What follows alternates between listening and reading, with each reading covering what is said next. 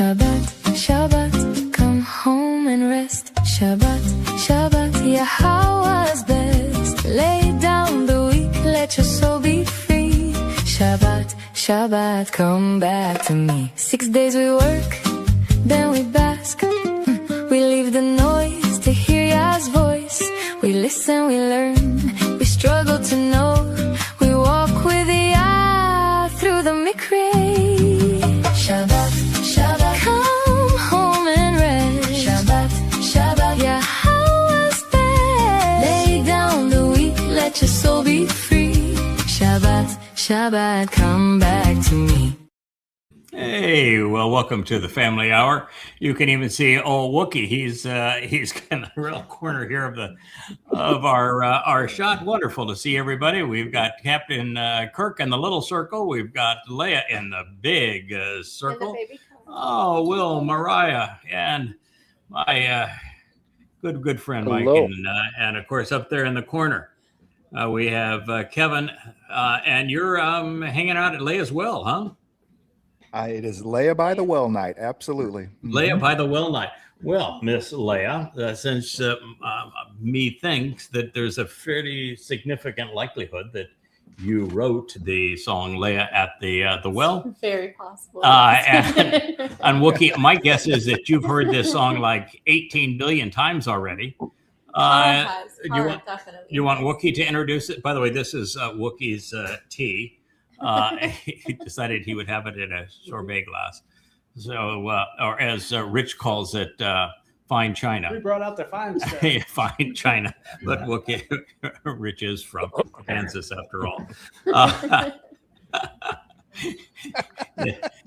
It's a crystal. Even Wookie knows that it's crystal. But Wookie's going to get up and say hello. All right. So, Leah, tell us about Leah at the well.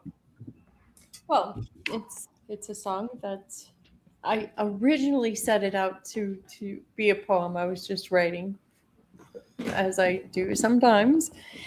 And I decided to turn that poem into a song.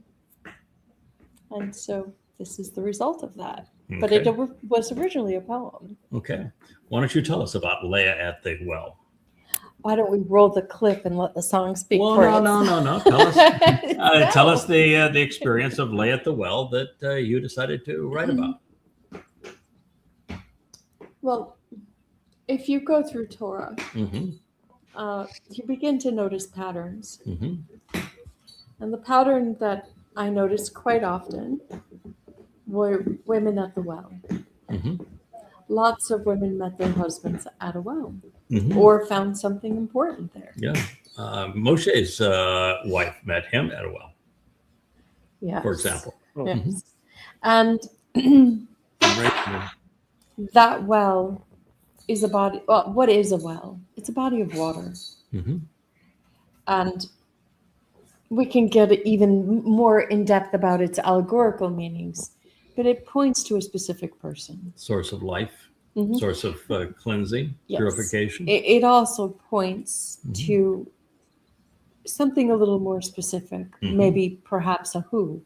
The brazen sea is also somewhat of a well, held up by oxen.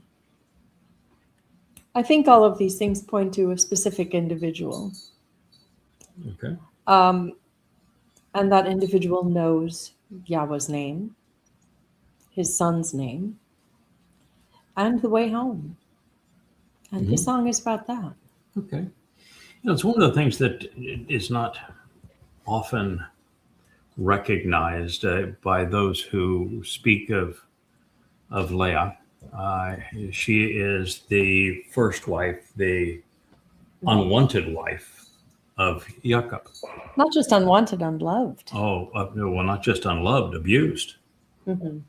He physically and emotionally and mentally abused her. He was a scoundrel.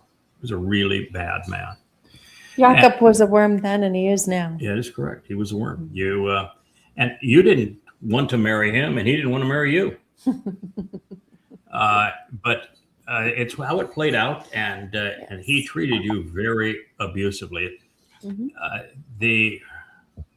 life of Leah in delivering Yehud, delivering Loie, both essential to Israel,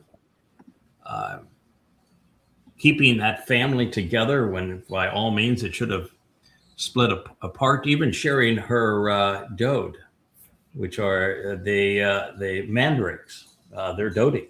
Dodi. And so there is really no more difficult role for a woman in the whole of the Torah and prophets than being Leah. And, it didn't even turn out well at the end. Yeah, because to finally reach a point of neutrality with a horrible man after the death of a horrible sister, it's the whole story of Torah is just so raw with these it's real. Broken families and insights. It was a real bitter pill to be a circumstances. So as I understand this was before you move on. Yeah. One thing about Leah that I found very important to understand were the names of her children in succession of birth. And what that means, because it is a message to Yehuda and Yisrael, and I've made video about it. But it's a very important message. Yeah, behold the Son who unites us. That's right. In the love of Yah. That's a pretty strong family line to live with. She was very bold in how she named her children. Yeah, I think it's her diary. It is. It is her children are her life's work. Yes, clearly. All right. Well, now we have we're moving the squares around. So Captain Kirk, you're now down in the lower left, and we have my pal is there in the little circle. All right, let's play Leah at the Well and see. Pardon me. Yeah. One of the things about this is that I will see you on different sides than maybe I'm facing when the camera takes my image and actually reverses it the other way as if looking into a mirror. So it's a bit complex. We could always move that camera up there, but if we move the camera up there, it may never focus again, and we may have to have Whoopi show. But I think with the shirt I have on today, it will stay focused. It can find you. Yep, it can find you. That shirt. And Rich is going to use it for extra power for the batteries to charge batteries. So we have many options for it. Let's play Leah at the well.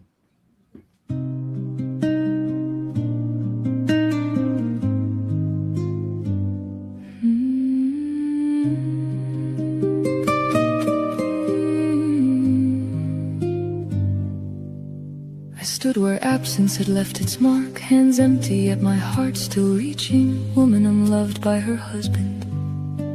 Then Yahowah met me not with noise, but with the quiet strength that gathers the scattered. He did not ask me to pretend I was whole. He taught me that being seen is not the same as being forgotten. He showed me a home not built by the proud, but opened by truth, vulnerability, and a doorway beyond stones in the wall, a family beyond fear, oppression, and rebellion. So I became a witness of the way back, not by striving to shine, but by learning to trust the light, and by performative measures of action, by walking in covenant fruitfully. And when the long road felt barren, I remember this: the shepherd is never late, and Yahowah's right hand is never closed. And Leah, though never seen in first light, already lingered in the edges of strife, the much quieter sister of a crowded hope, the one whose name became a snare, for some are chosen by the eye of day, and some are loved in shadows none can track, yet even hidden hearts are known above. And no true tenderness promises ever lack. The well still waits in every open field, where thirst and longing meet beneath the sun. And each soul carries some sealed waiting place, until love comes and says, the day is done. So let the shepherd come with patient hands, and let the traveler keep his set-apart flame. For all our roads, if they are walked with truth, will lead at last to one good name. Yahowah. One good name, Yahowah.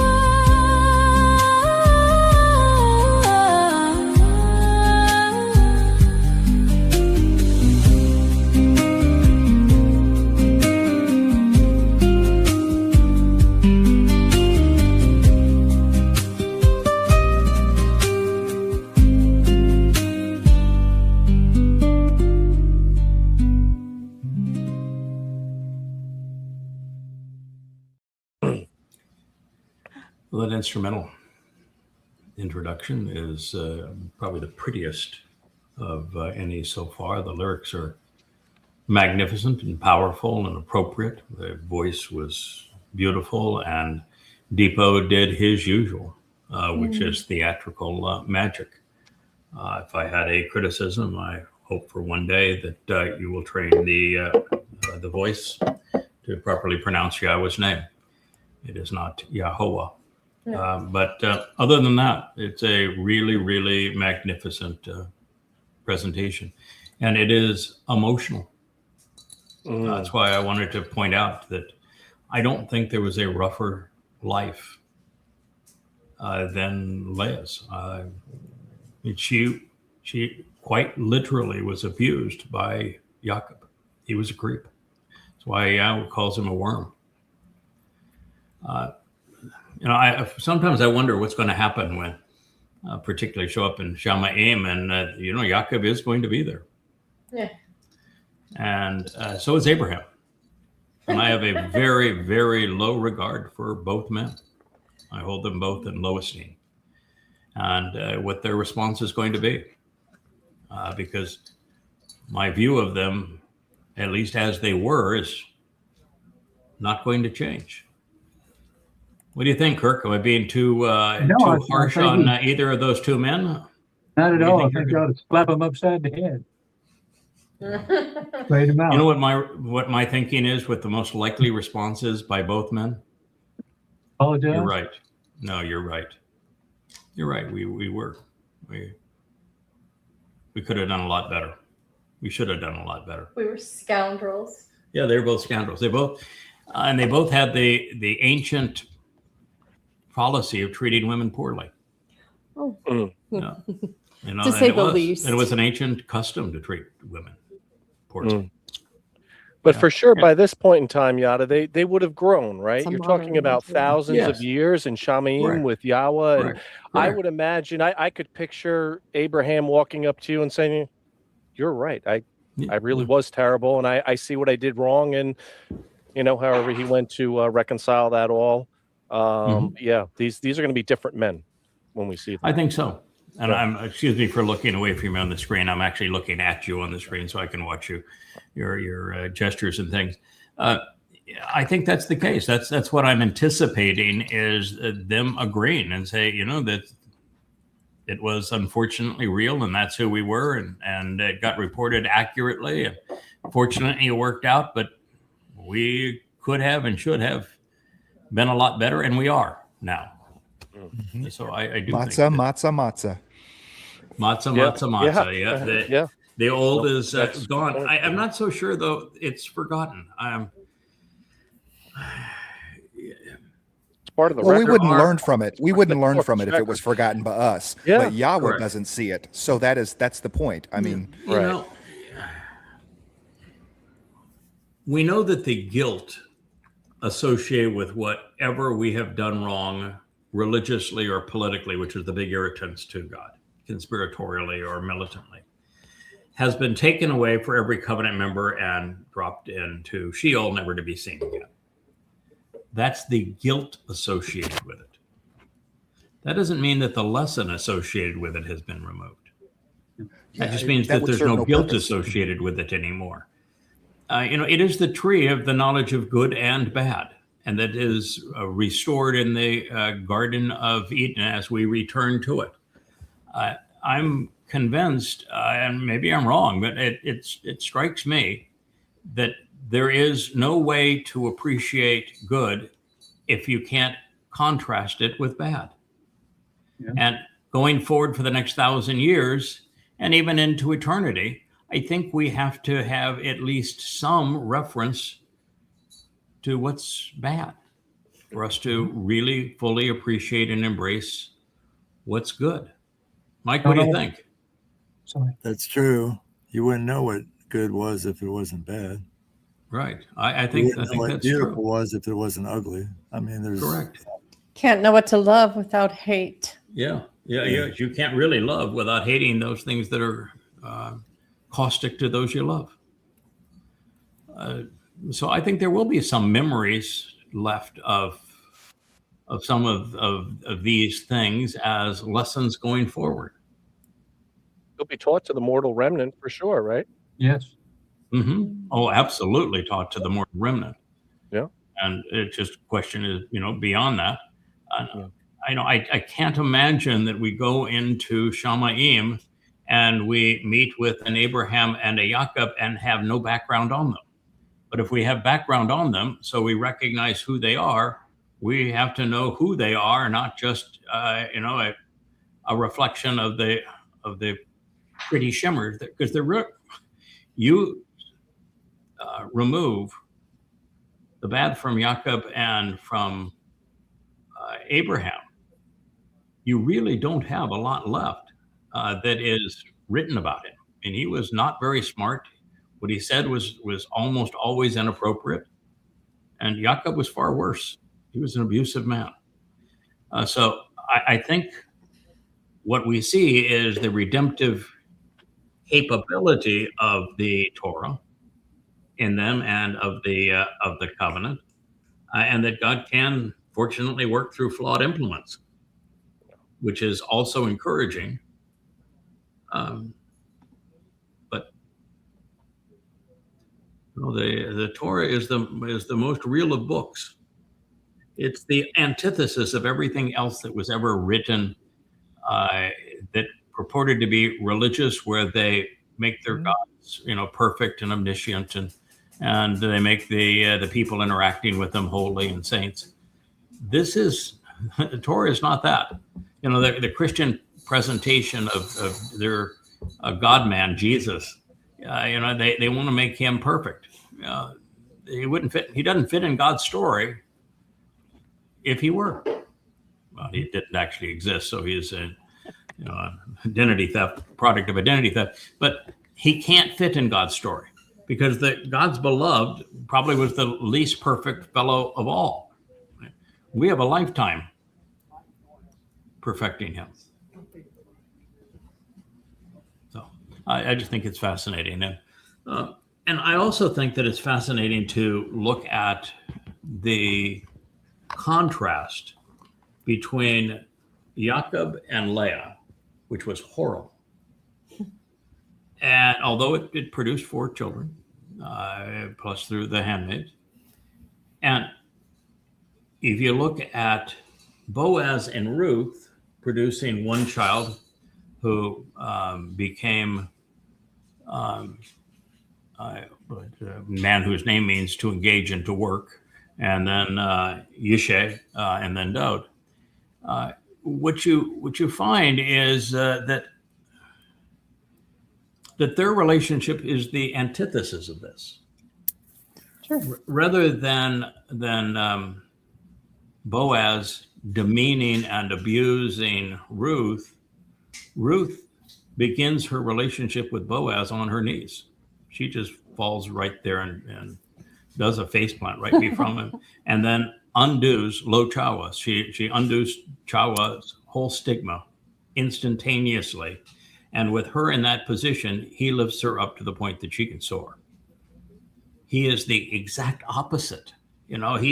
He's talking about how God is literally, Yahweh is literally going to fulfill her work.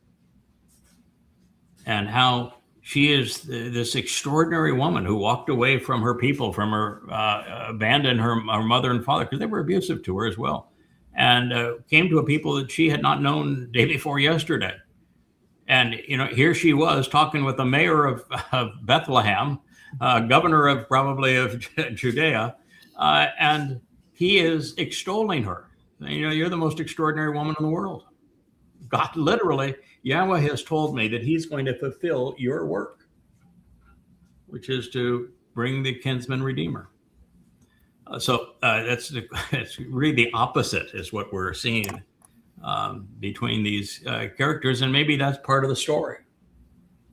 Yes, and you know, when Jacob thought that Esau was going to kill him because he was paranoid, not just a jerk, he sent Leah and her children as a buffer because he's such a coward. Yeah, but Leah wasn't. You had no problem going to talk to Esau. No. So she was the first to meet Esau. I know you were. And then you would end up marrying the man from Edom. Yes. Yeah. So there you go. You know, full circle again. Yeah, that's wonderful. And of course, when Leah gives birth to Asher, she actually claims that she is Ashar, that she is a blessing and a benefit to all women. So that's pretty bold. She overcame being an abused woman to declare that she is a blessing and a benefit to all women. And then you have in the 31st Mashal word picture, you serving as a mother to Dod, and it concludes with you being pronounced as the greatest of all women, and that you are serving Yahweh as Ashar. So, I mean, the whole thing ties together. It's the whole thing reminds me of the Song of Solomon. Yeah. So you're very contemplative. I can see an emotional face there, Mariah, and I think it really, both Ruth's story and Leah's story should resonate with women. I mean, here's a woman that was really in as bad a spot as she could possibly be. Both cases, they were in as bad a spot as they could possibly be, and they end up living two of the most tremendously valuable lives in human history. She outproduced her husband by infinitely. Leah did. Yeah. And Ruth is the one who there is nobody else that Ruth says, I'm going to fulfill her life's work. It's pretty extraordinary. Oh, yeah, it's bold. Yeah, and Ruth comes into town with the greatest oratory, I think, in human history. I go where you go. Yeah, I will live where you live. Your people are my people. Your God is my God. And actually, the things that she says after that, they're more complicated to understand, or even more profound. But it's probably the greatest soliloquy ever delivered. So this is, for people that think that the Torah may be a bit misogynist and that it's men who rule the roost, there are three women in the Torah and prophets that are really, really extraordinary. Leah overcomes so very much to be extraordinary and to deliver the line that Dod would emerge from, and some of the most amazing experiences to show what happens if you ultimately trust that light of God and you're not trying to overpower the world with some sense of entitlement, but simply to say, I care deeply and trust Yahweh, and it's all going to work out, and it did. And then with Ruth she was so bright and bold that she was abandoned essentially by her own mother and father. She was just too bold for them. And, you know, back in that day, no man had the courage to marry a woman that was that bold in what she would say and uncontrollable, if you will, and outsmarted them. And so she ended up marrying a man called Diseased as a foreigner because her own people wouldn't have her. And then he goes and dies, and she leaves her people to come to a people that she had not known. And she transforms them. You know, the Shabbat organization would say that Ruth converted to Judaism. No, she but the killed reality Judaism. is Ruth destroyed Judaism. Yeah. Yeah, and Ruth is the one who will ultimately convert that final remnant, and she's according to these prophecies, she's enmeshed in that final Lakat on Towrah. Towrah is her day, and both the final Lakat, which is repeated so many times, and the final remnant, that's what she's there to glean. Great story. Yeah.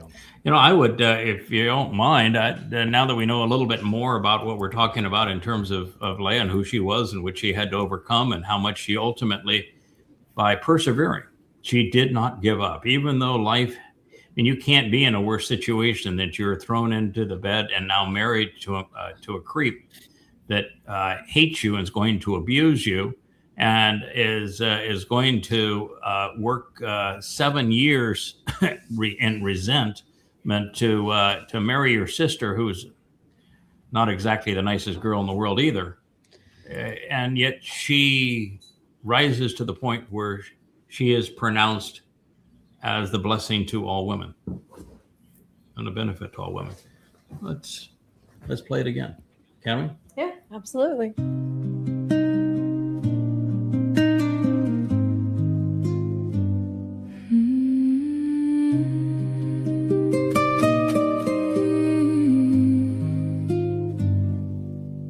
I stood where absence had left its mark, hands empty, yet my heart still reaching. Woman unloved by her husband.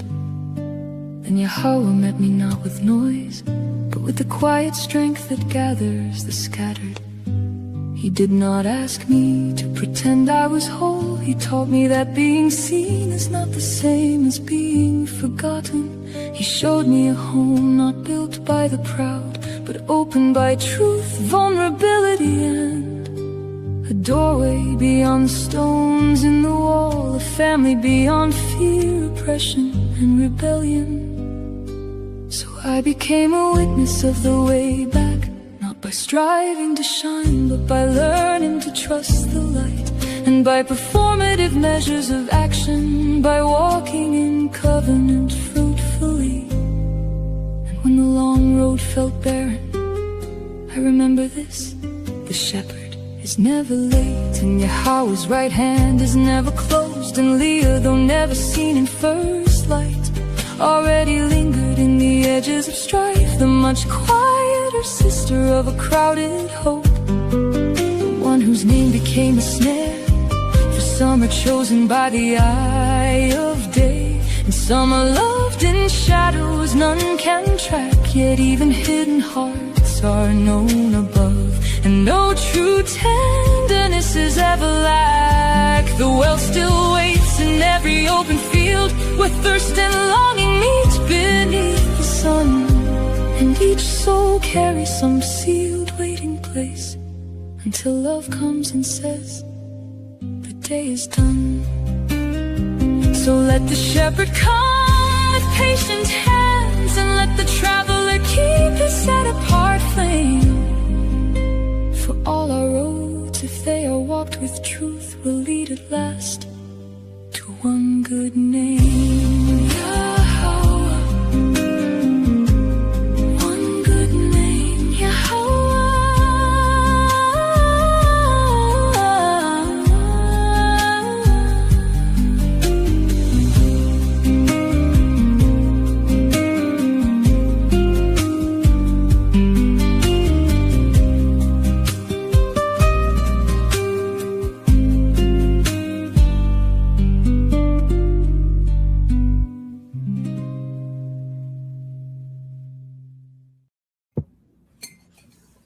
Imagine being drawn back to that time, being able to experience, life 4,000 years ago.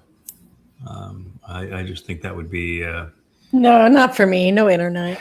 Well, yeah, there's no internet, there's no electricity, there's no hot water.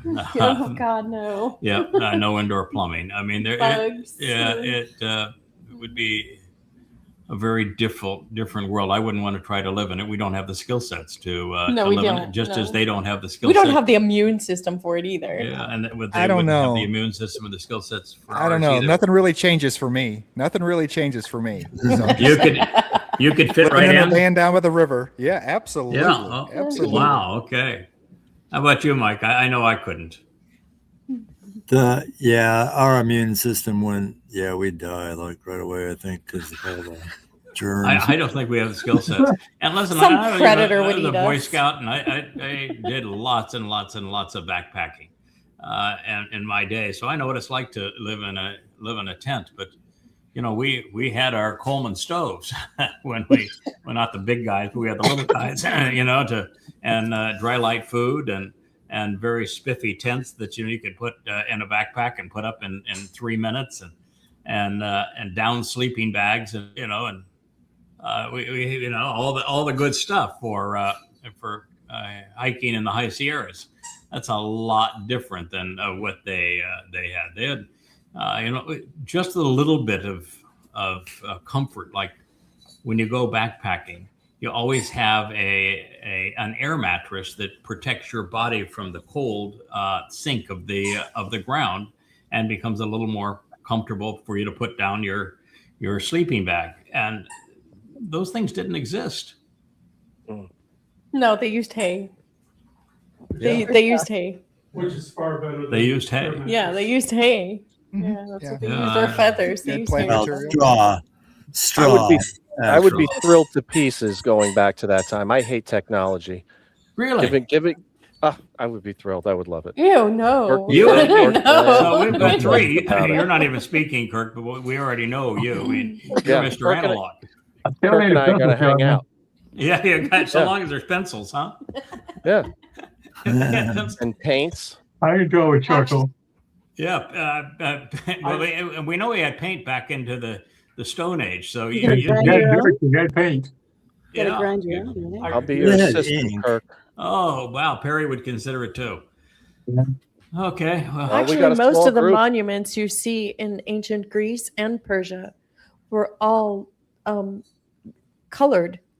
They're it's Oh, sure. yeah, it's a proven fact they were all colored. So the ancients were really into paint. But you have to have Yeah. blue. There's two things they use. They were gum arabic and they use egg yolk. And I'm an egg temper painter, so it's real easy to make, and it'll stay. You'll find them Right. today in Egypt. and yeah, okay, well, see, your guys are all set. We've got I at can least decorate your tent.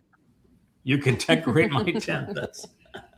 It'd be a nice place to visit. I was kind of hoping Leia. I was kind of hoping Leia would decorate my tent, but that's okay. I appreciate the thought, pal.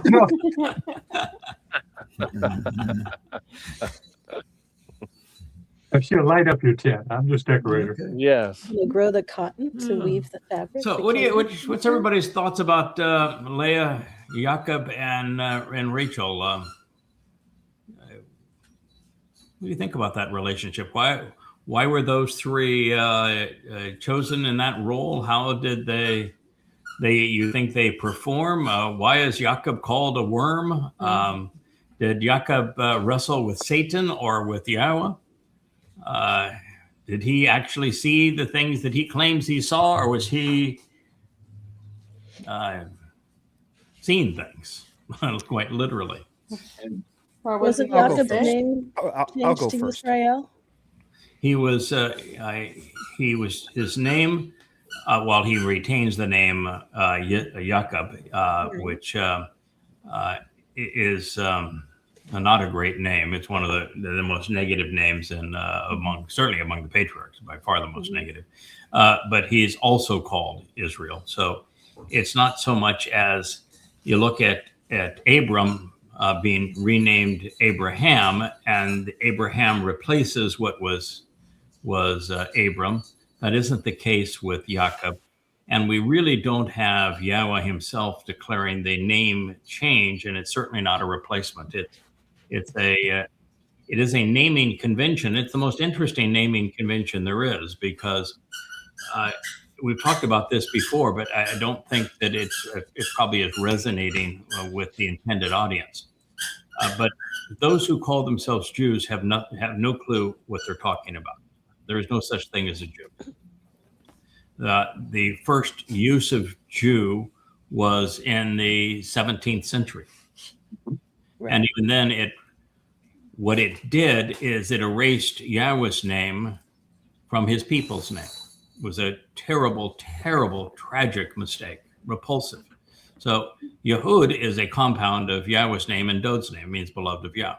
Right. To go from Yehud to Jew is to erase your connection with Yahweh, who is God, and your King and Messiah, who is Dod.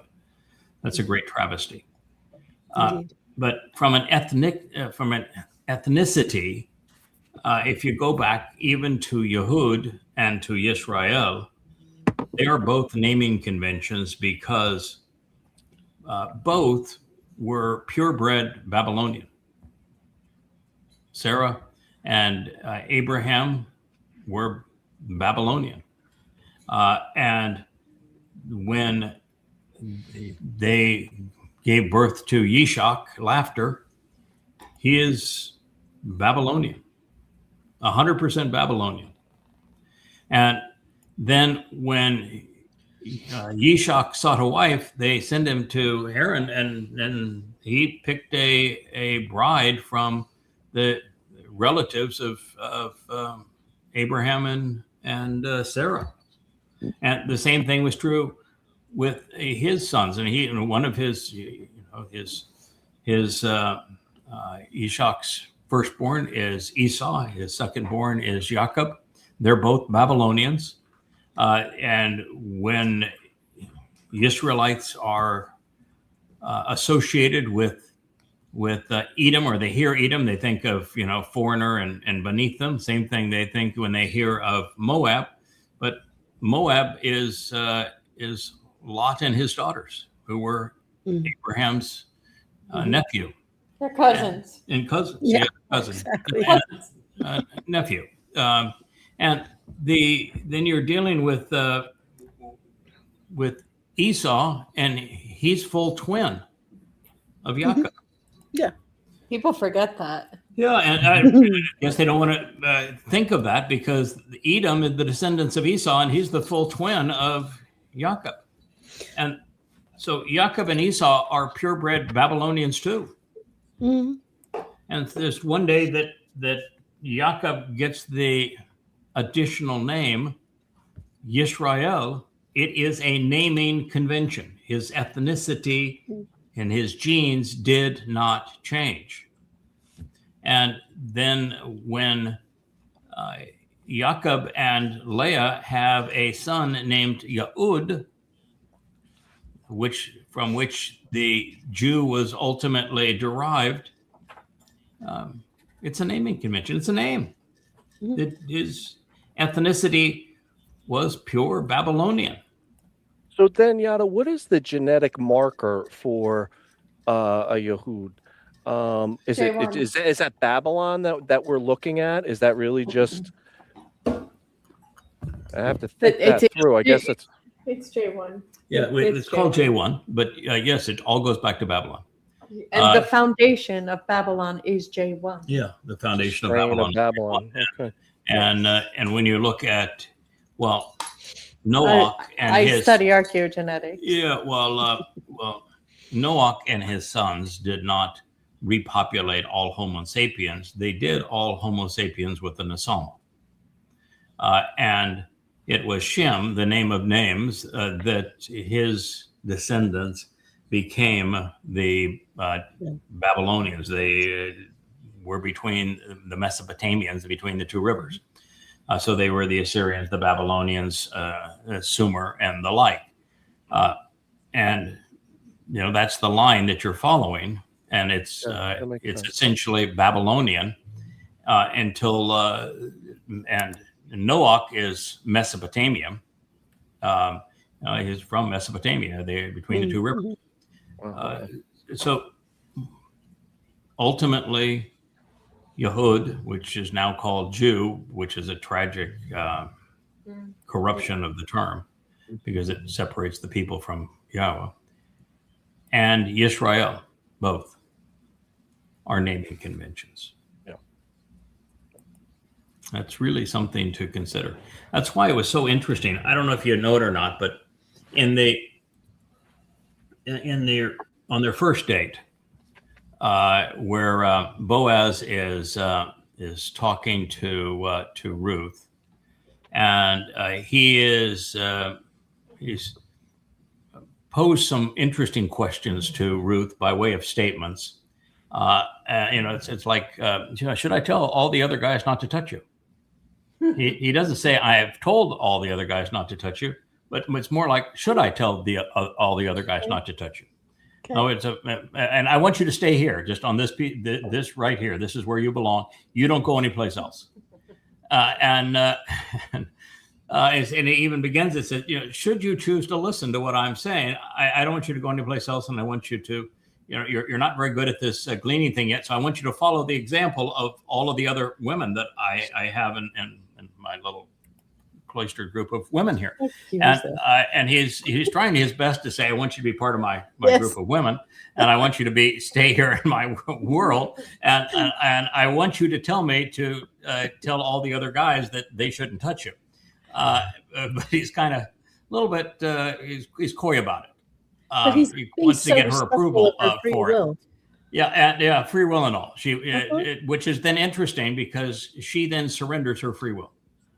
She's like, after all of that, she just falls right down on her platypus and reverses Chawah, and she completely surrenders her free will and says, "This is the most magnificent thing, but why are you being so kind to me? Why are you being so receptive to me? Why are you being such a gentleman to me? No one has ever done anything like this for me before." And then she says something that is just stunning. She uses the verb nakar, and she claims that he is nakar. And then she tells him that she is the nakara. So, here you've got... That's bold. Yeah, bold. You are the nakar. That is his, in another life, that is his single most important title. Title that's introduced with a full chapter in the Torah, and then throughout the prophets. And she refers to him as, by the verbal root of nakar, which is spelled exactly the same way. And then she says, I'm the nakara. Oh my God, that makes so much sense now how Shlomo figured it out. That's why he's called wise. He knows who knows who we are. Oh, of course. We raised him. We raised him. You forget, his father was a really lousy husband, and his father was a lousy father. You can't have been a worse husband or father. Well, you had some experience. Yaakov was. But next to Yaakov, Dod was a really crappy husband and father. We raised him. Bathsheba wasn't exactly somebody you wanted to trust with your son either. No, you raised him. That's why he knew. Well, yeah. What an amazing story for her to make that pronouncement. And then he goes, and tells everybody, okay. He said, I have done a full investigation of this woman. I know everything there is to know about her. And you come here, you sit right here, and he hand feeds her. And then he gives, it literally hand feeds her. And then he tells every one of his team, and he has men and women who are working for him. And he tells all of them, he says, you stay out of her way. You have to remember that you are never going to say anything unkind to her, ever. You are never to criticize her. You're never to get her way. You're never to rebuke her in any way. And then he says to his team, he says that you've gone through these fields and you have created omars. You've bundled the grain for transport that you have harvested. I want you to go unbundle it. And I want her to have it. I want you to unbundle it, and I want her to have it. And then, oh, by the way, don't you dare criticize her. I don't want to hear any nasty statement from any of you about her at any time, under any circumstances. Don't even touch her. And then, don't even touch so then her. when he goes into town and says, okay, we got the Torah rules, and we've been playing by the whole story thus far is played out by Torah standards. And so there's a Torah standard that because she was married to Naomi's son, therefore there is a right as to whose responsibility it is now that she is a widow to take responsibility for her. So he knows the Torah. Yeah, he's been guided there's whole modus operandi has been Torah. And so he holds a meeting with all the elders and says, it's your job. You are the closest relative. This is your opportunity to claim her. Now, he has already told the world, don't you dare touch her. He's already had her feeding her out of her hand. He's told everybody she's staying in my fields. I'm protecting her, and she's mine. But you can go ahead and if you want to jump in there, big boy. And oh, by the way, his name means unassailable, undeniable, exceedingly powerful. You know the Wizard of Oz?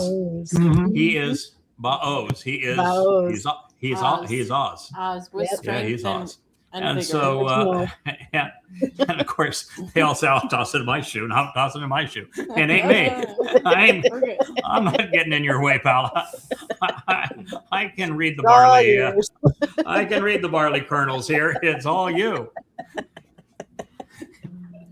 I guess that whole you're the knocker and I'm your nakara really made an impression. It made an impression. Well, that made an impression. The thing that really made an impression, Boaz was very in tune with Yahweh. Yes. Exceedingly. His whole life revolved around Yahweh. He was blessed with all of this because of Yahweh. And when she's still down there at his feet and negating the curse of Chawah, using her name to resolve that,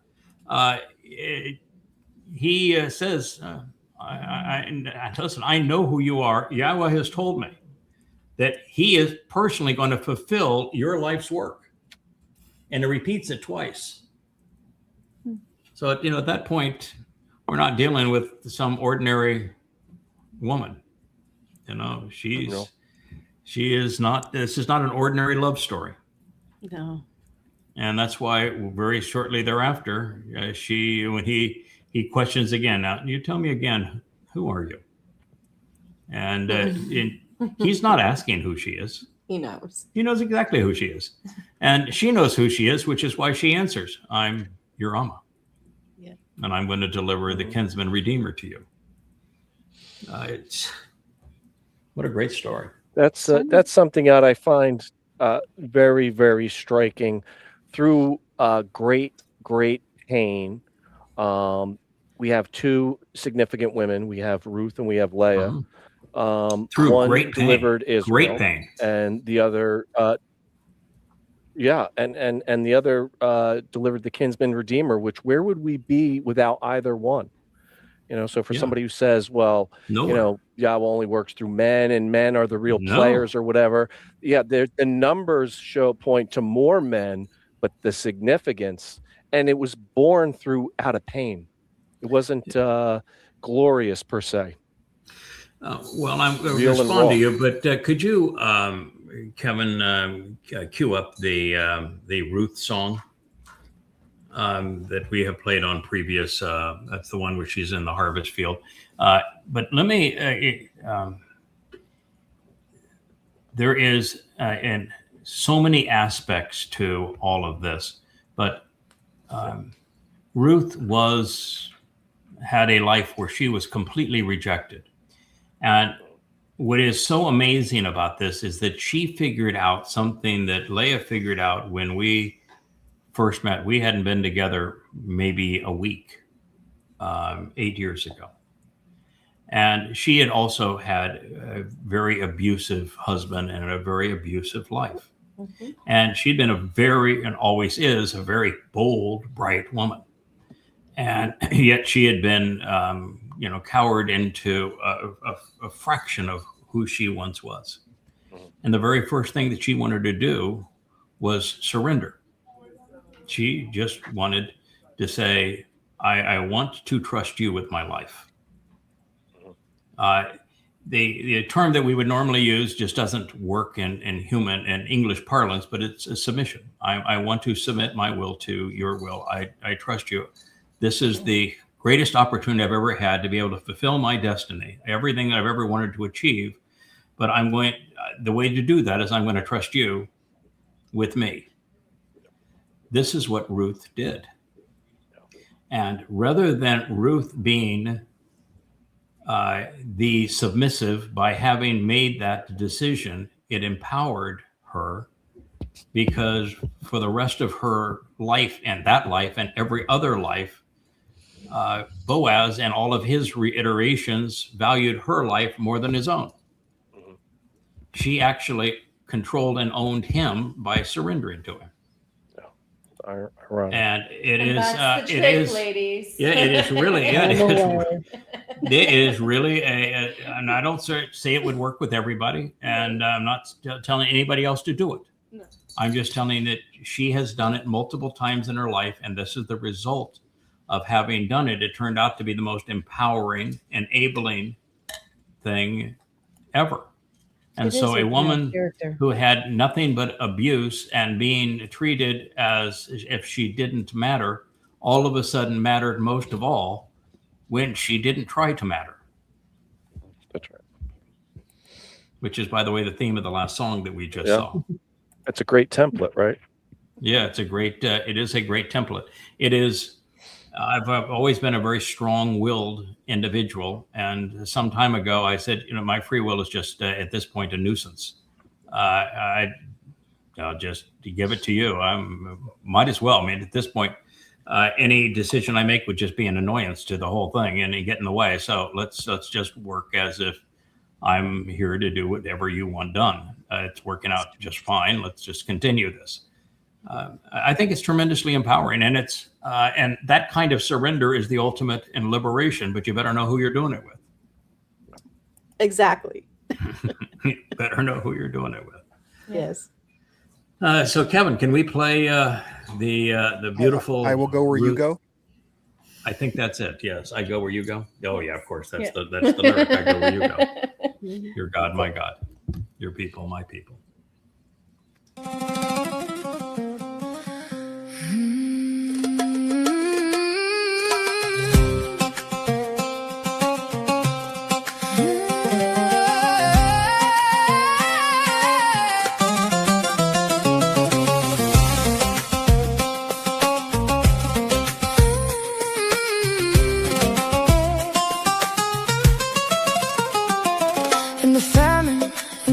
Were nothing when hunger called and hope wore thin. She came to glean where grain grew, a woman of measure, steadfast and true. Through grain and some through toil and need, she walked in trust, she learned to heed. And in the wind that moved the wheat, she found a shelter strong and complete.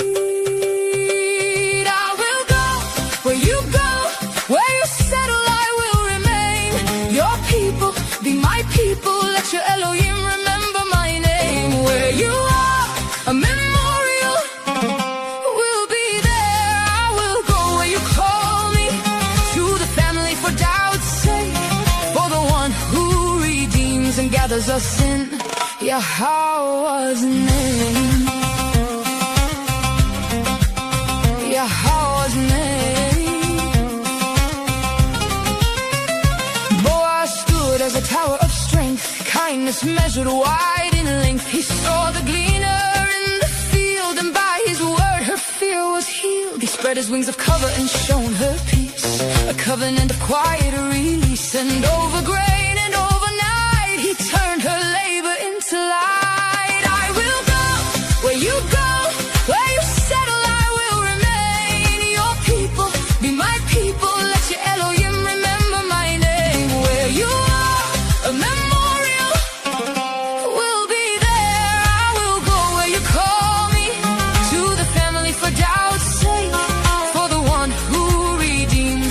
gathers us in Yahowah's name.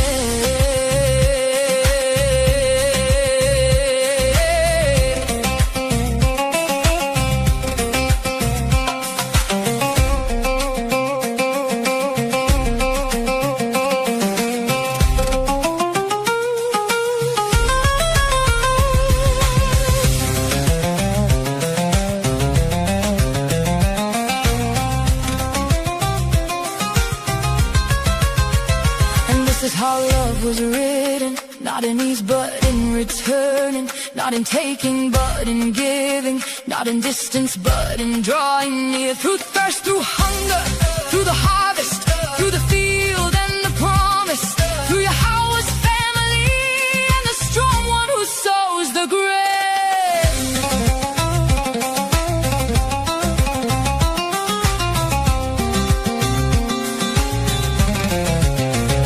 Kinsmen come in thunder, let the covenant be like a rainbow sea, let Yahowah's name be lifted bodily, bright and clear, pure and clean, for doubt sings of knowing and healing, of a Father who calls us near, and root with Boaz stands as a witness, love made flesh and truth made clear. I will go where you go, where you settle I will remain, your people be my people, let your Elohim remember my name.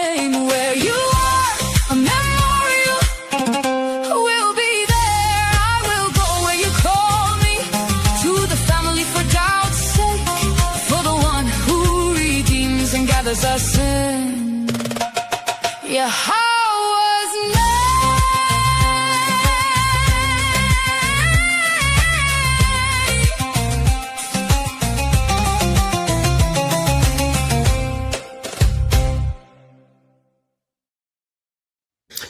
That is actually how I picture Bethlehem. That's much how I picture Ruth and Boaz. But that is one thing I would really love to see, is the shimmering of barley blowing in the wind. And she was there for both the barley and a wheat's harvest.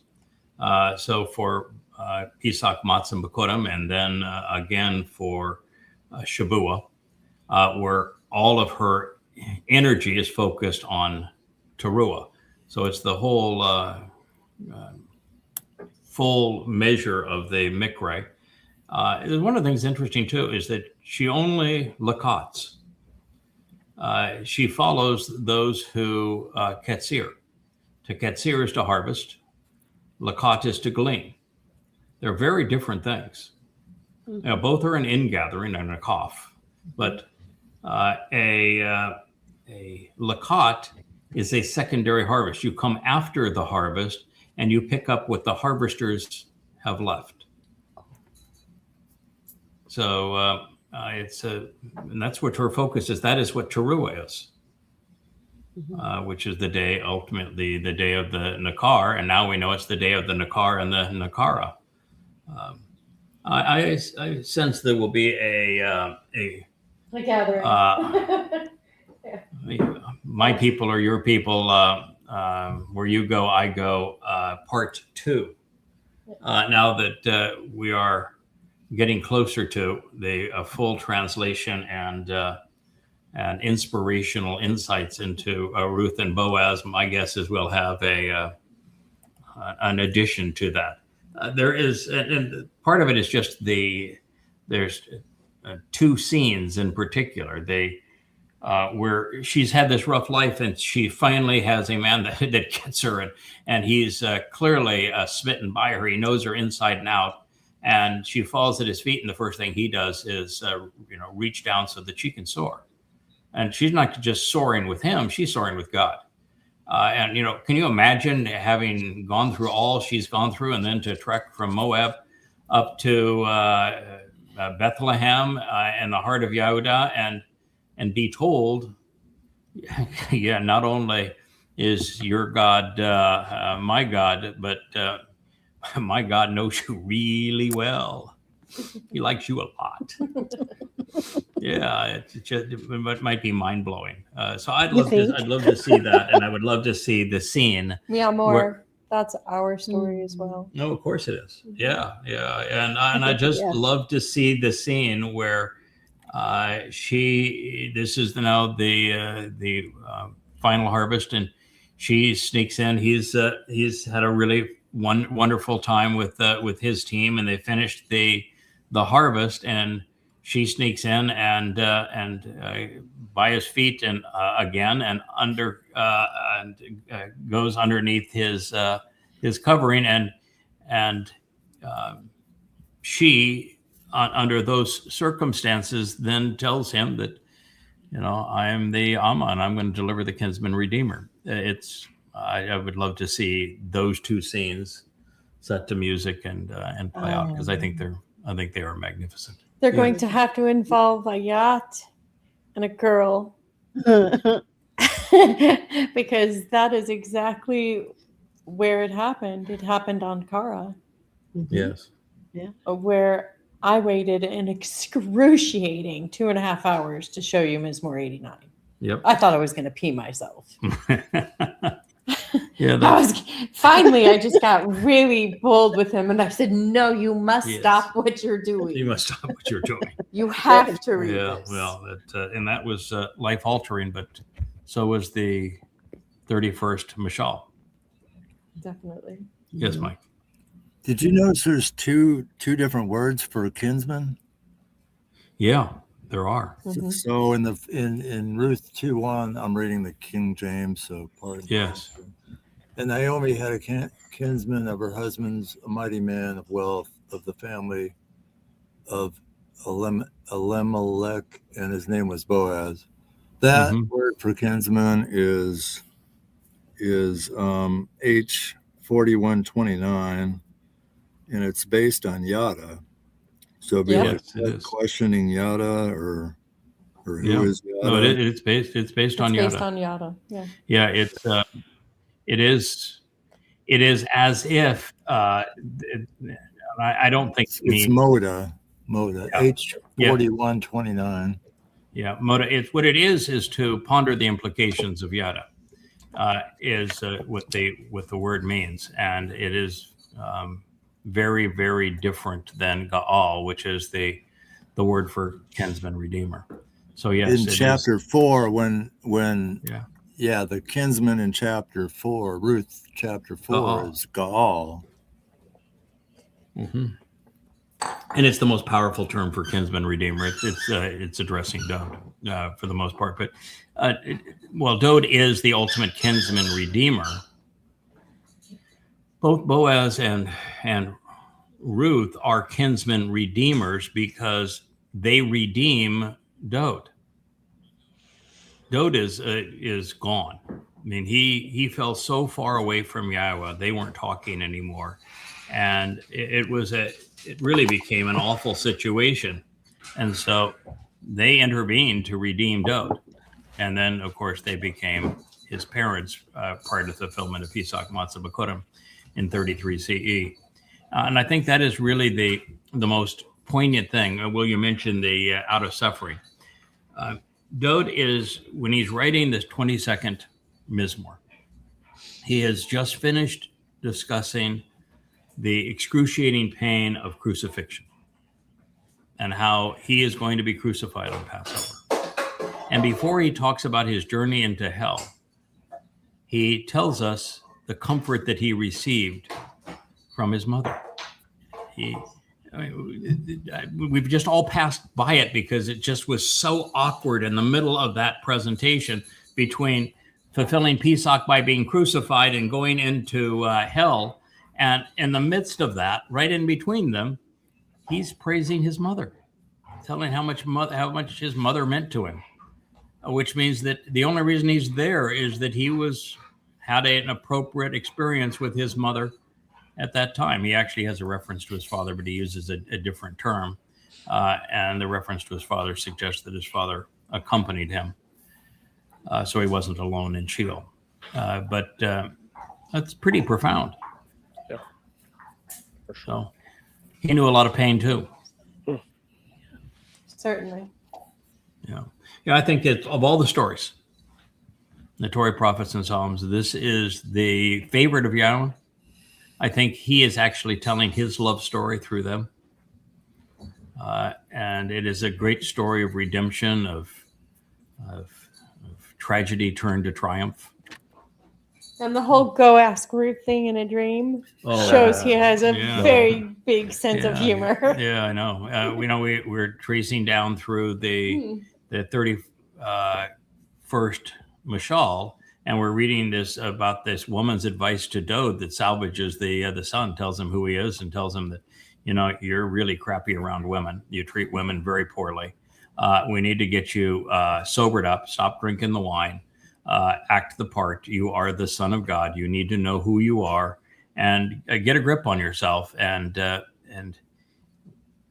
we find out that she is the Amma because of that. And then we turn to Ruth, who announces that she's the Amma. And Leah found me because Yahweh told her to go ask Ruth. And when she asked Ruth, she read that about this Amma. And she said, I have to find out who this woman is. And I was the only person writing about a feminine aspect of Yahweh through the Ruach, which I call in this chapter that I'm writing, the best mistake I ever made. I took Ruach and I extrapolated it, said, okay, Yahweh has a Ruach, therefore he has a maternal aspect to his nature. Well, no, he doesn't, but he has a Ruach and it's a feminine aspect. And I extrapolated the Ruach through matzah because I hadn't discerned, and no one in human history had discerned what actually happened on matzah, or how the Twistians got this notion that their Jebus went into hell because Dode did. And that's what he's writing about, is going into Sheol. And what he did is he took our guilt and deposited there, never to be seen again. We don't need a garment of light that's supplied by the Ruach. And then you look at the Moed Mikre, where we're asked to walk into the presence of the Isha, which is woman and fire. And you say, well, maybe that is that garment of light. That was the original try to explain what was going on. And yet then after a while that no, what God is saying is, I need to transform you out of physical bodies. And fire is the thing that consumes the physical body and turns it into radiant light and energy. That is what I'm offering you through these Moed Mikre. And you see that's the transformative effect of it. And then you go and you learn over time that the ending that takes a word from masculine to feminine, or the oath ending if it's in some cases, like Maoreth, it's a masculine noun luminary that has the feminine ending, that when you take a masculine concept, Adam, and you make it Adama, what you have done is you have expanded on the fullness of and the completion of what was being discussed. Par being bull, and you make it para. It does not make it a girly bull. It doesn't make it a girly cow. And Adama para is not a red heifer. It expands on the fullness and the completeness of the thing being discussed. It's like if you take all the positive attributes of man and you blend them with all the positive attributes of woman, you create a marriage of those things, then you have synergy and you're in a position to produce life, to cultivate life. And so Etz, which is tree, which is masculine, is presented as Etzah when it's the full scope of that tree, the full canopy of that tree, providing shade for the entire story that God has. So then you realize, oh, that's what the feminine meaning, the purpose of the feminine on these masculine concepts. And so we ended up doing the mama-ectomy to say this is what it actually means here. It doesn't change the fact that Ruach's a feminine noun. It just doesn't make Yahweh feminine. And as a matter of fact, in the place we just read in the Luminary series, when Yahweh deploys his spirit, the verb that he uses to describe the deployment of his spirit, he says he did this and he did that. But if I hadn't made that mistake and corrected it very late in the process, I never would have met Leah. she found me because I was the only person writing about the Ruach being feminine and maternal. Mm-hmm. So, as I said, it's the best mistake I ever made. And making mistakes is part of the process. That's what God is looking for, because if you don't make any mistakes, you can't demonstrate that you're able to correct that mistake and learn from it. That means you can't prove that you can be trusted. Don't waste them. So, yeah, it's how you look at science, for example. Not science the way it is today, where it's so political. But the whole concept with science is that you come up with a hypothesis and then you test for that hypothesis. Yeah. And if the tests show the hypothesis to be false, you come up with a new hypothesis and you test for it until you find something that might even be better. Doesn't mean you completely discard the other one, but you now have something that's more refined. It is one of the most rational processes to evaluate evidence. Yeah. Scientific method. And the scientific method is what that is.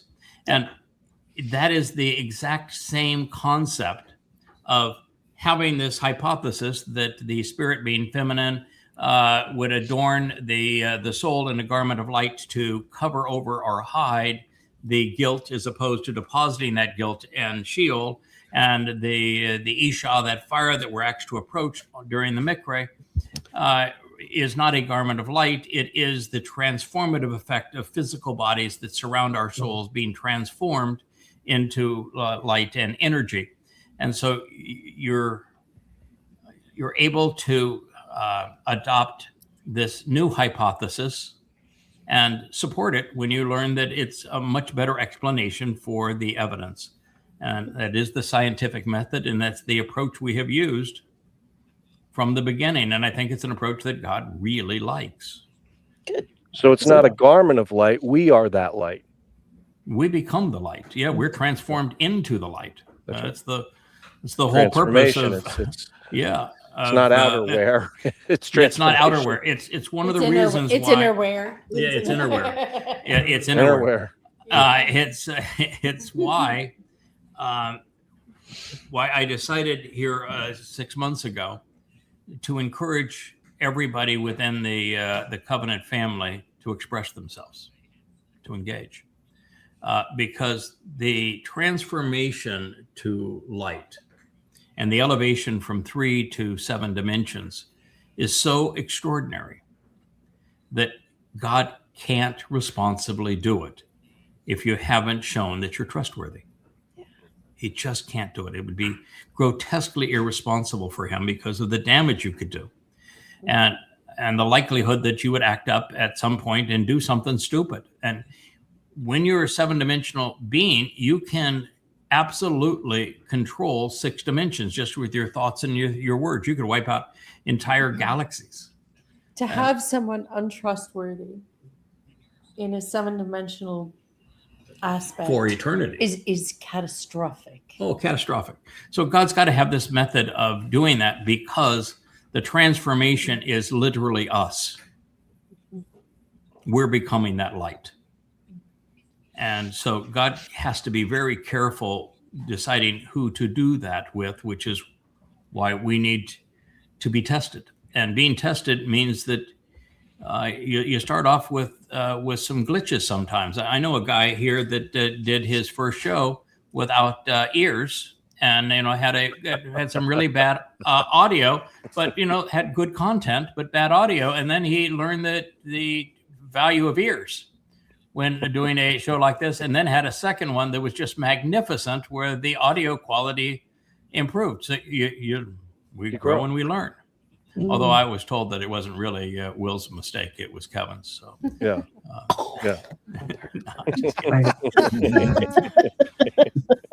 Well, if it wasn't for Kevin, he's an easy target. Yes, that's true, because he's the guy making it happen. He is. Yeah, he's not just an easy target. He's the only target, because he's the guy making it happen. And so we ought to be pretty grateful. But if we weren't kidding you, then you wouldn't be the guy. Right. It's the company Brinkley Hour on the internet every day. What a news program. Well, even if here, when you come to be part of this program, how do you join this program, Kirk? Well, plug in and go to the internet. Yes, based upon the invitation that Kevin has sent out, right? Absolutely. And yeah, without him, I don't get in. That's right. The money, there's an envelope. Yeah, there's an envelope at the door. Yeah, so it's quite a story, and the more you get into the story, the more beautiful the story becomes, and it's so many different layers. And the beauty of the story is that Yahweh made a decision 6,000 years ago, or even further back than that, that he was not going to overpower the situation, and that if the human experiment was going to work, then he was going to work it through humans. And it's interesting as to how he picked a handful of humans and said, I'm going to work it through these people. And I don't think there's really many times that they worked alone. I think there's always what we have right here, a tremendous support. But that's how he decided he was going to make it play. I think it's absolute genius the way that he did it. And yet, when you're one of those people and you're married to one of those people, it becomes a really odd experience reading about yourself. I'll tell you that's really odd. Yeah, it just, it does. It blows your mind. And we were talking at lunch today that, all right, we know of all of Moshe's warts, and he bungled it big time, many times, in addition to being magnificent. We know Dode. He was at times magnificent. At times he was a real dunderhead. We know Abraham was, sound a little bit here and there. I mean, he did the right thing on Moriah, but for the most part, he was kind of a dunderhead. Why aren't we told of the failures of Chinook, of Noach, of Boaz? We're not told of their failures. We're not told of a failure. We're told of some of the heartbreak of Ruth, but we're not told of anything where she had a Moshe meltdown or a Dode tizzy fit, and that's a little frightening for me. We talked about it at lunch, and we didn't get a good answer on it. Why don't we have their flaws aired like we do everybody else's? I have an idea. What's your idea? Either we were more careful, considerate, but I think also that what we do to complete the job takes any foible we may have away. Like, I'm not by any means a perfect person. I don't want to be. I don't believe in any type of perfection. You can't see it anywhere in the universe. No, and I'm not speaking of perfection. There is no such thing as perfection. No. God would hate it. God's not even perfect. Yeah. And God would despise it tremendously. Anyone would. Yeah, but the only conclusion I have come to so far in it is that it's about roles. Moshe had a role to play. Dode has a role to play. Dode's is the most important role, and we have to see Dode grow into his role and achieve his role and overcome. But the role of Boaz, whatever name you want to have along the way, of 8 different times, and of Ruth, she may have even had more deployments depending on whether or not she was Leah or not. But and I hope for her sake she wasn't. But their role is simply to support and to resolve. They're fixers, and we are hyper fixers. We're the fixers. We're hyper fixers. We're making sure that that everybody else can finish their job. So we're just fixers. We're put in, and when things are a mess, God says, "Okay, we got another mess. Clean up on aisle Dode. Clean up on aisle Nephalim. Clean up on the entire the last 2 millennia. It's a really big mess out there. But this time I'm going to give you I'm going to give you 32 years to get it done. That ought to be enough to get her done. So I think we're just fixers. I think that's it's there. You're not going to see the fixer stumble because the job of the fixer is to fix it. To fix it. Yes, Mike. In Ruth 1:8, Naomi said to her two daughters-in-law, the word for daughters-in-law is H3618. Kala. And it's based on H3634, which is kala, which means to complete, finish, and fulfill. Complete, finish, and fulfill. Yeah. You found it. Oh, of course. Make a very, very big deal about that because the term that is used for mother-in-law means hot-headed, which Naomi turned out to be. And the term for daughter-in-law means that she was there to finish, to complete, and fulfill. And that is the very job. That is exactly what Boaz says, as Yahweh told me, that he is going to fulfill your life's work. You are about finishing and completing and fulfilling. Yes, you found it. That's the beauty of this narrative. I don't know who wrote it. I suspect Boaz wrote it. Me too. That's why he named it Ruth.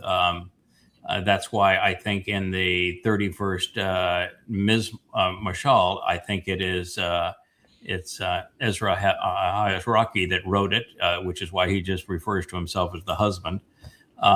As I think that's the author of both of them. But throughout both of them, almost every sentence has a little treasure, a little jewel like that. But yeah, you could do my job. You found them. Exactly. Yeah, you found Yada and the introduction. Yeah, you found Yada in the introduction to Boaz, and you found fulfill, complete, and finish in the definition of Ruth's role relative to Naomi. I love our fact check. Yeah. That's why we're going to keep you around. We have the best fact check. But let's pack it up. Hand him the keys. Hand him the keys. Let's pack it up. I vote we keep them around, Yada. Yeah. I've hinted at the fact that we now with a number of you doing really, really excellent work on these vlogs, the family vlogs. That all I want somebody step up and say, I'm gonna take on the big guy's job, and I'm gonna tell you, I'm gonna toss you the keys to. I'm gonna give you my cameras, my lights, my microphone. You go, girl or guy, you go. I'm ready.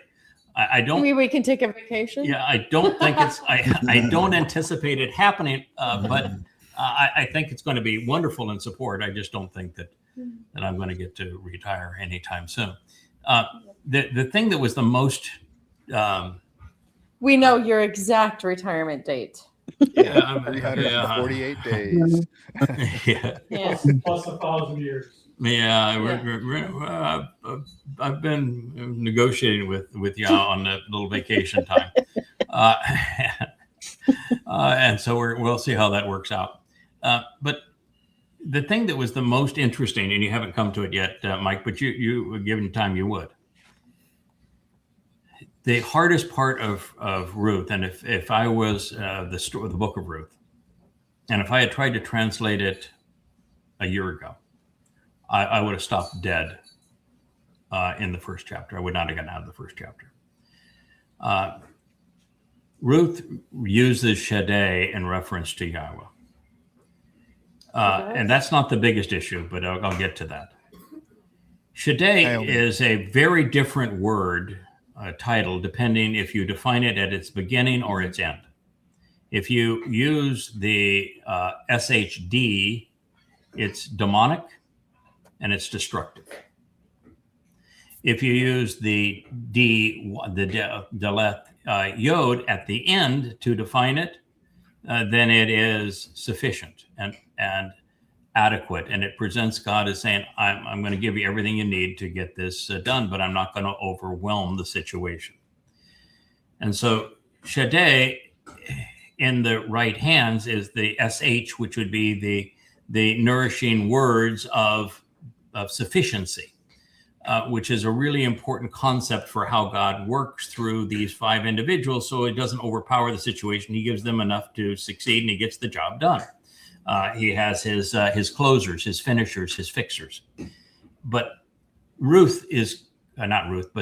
is clearly using the word demonic and derogatory. She doesn't like Yahweh very And much. then she says, don't you dare call me Naomi, because Naomi means favored. I'm not favored. Yahweh has responded to me. And Shaddai is ra'ah towards me. Wow. Evil. Evil. She called him evil. Yeah. Evil, maniacal, twisted. Yes. And so you read that and you say, how do I go forward from here? Because Naomi is a sympathetic character in the rest of the book. How do you go forward from here? And that speech is, your God is my God, your people are my people, where you go, I go. How is that even possible? And the answer is actually exceedingly important. It is. Naomi is Israel. She is. That is Israel's impression of Yahweh.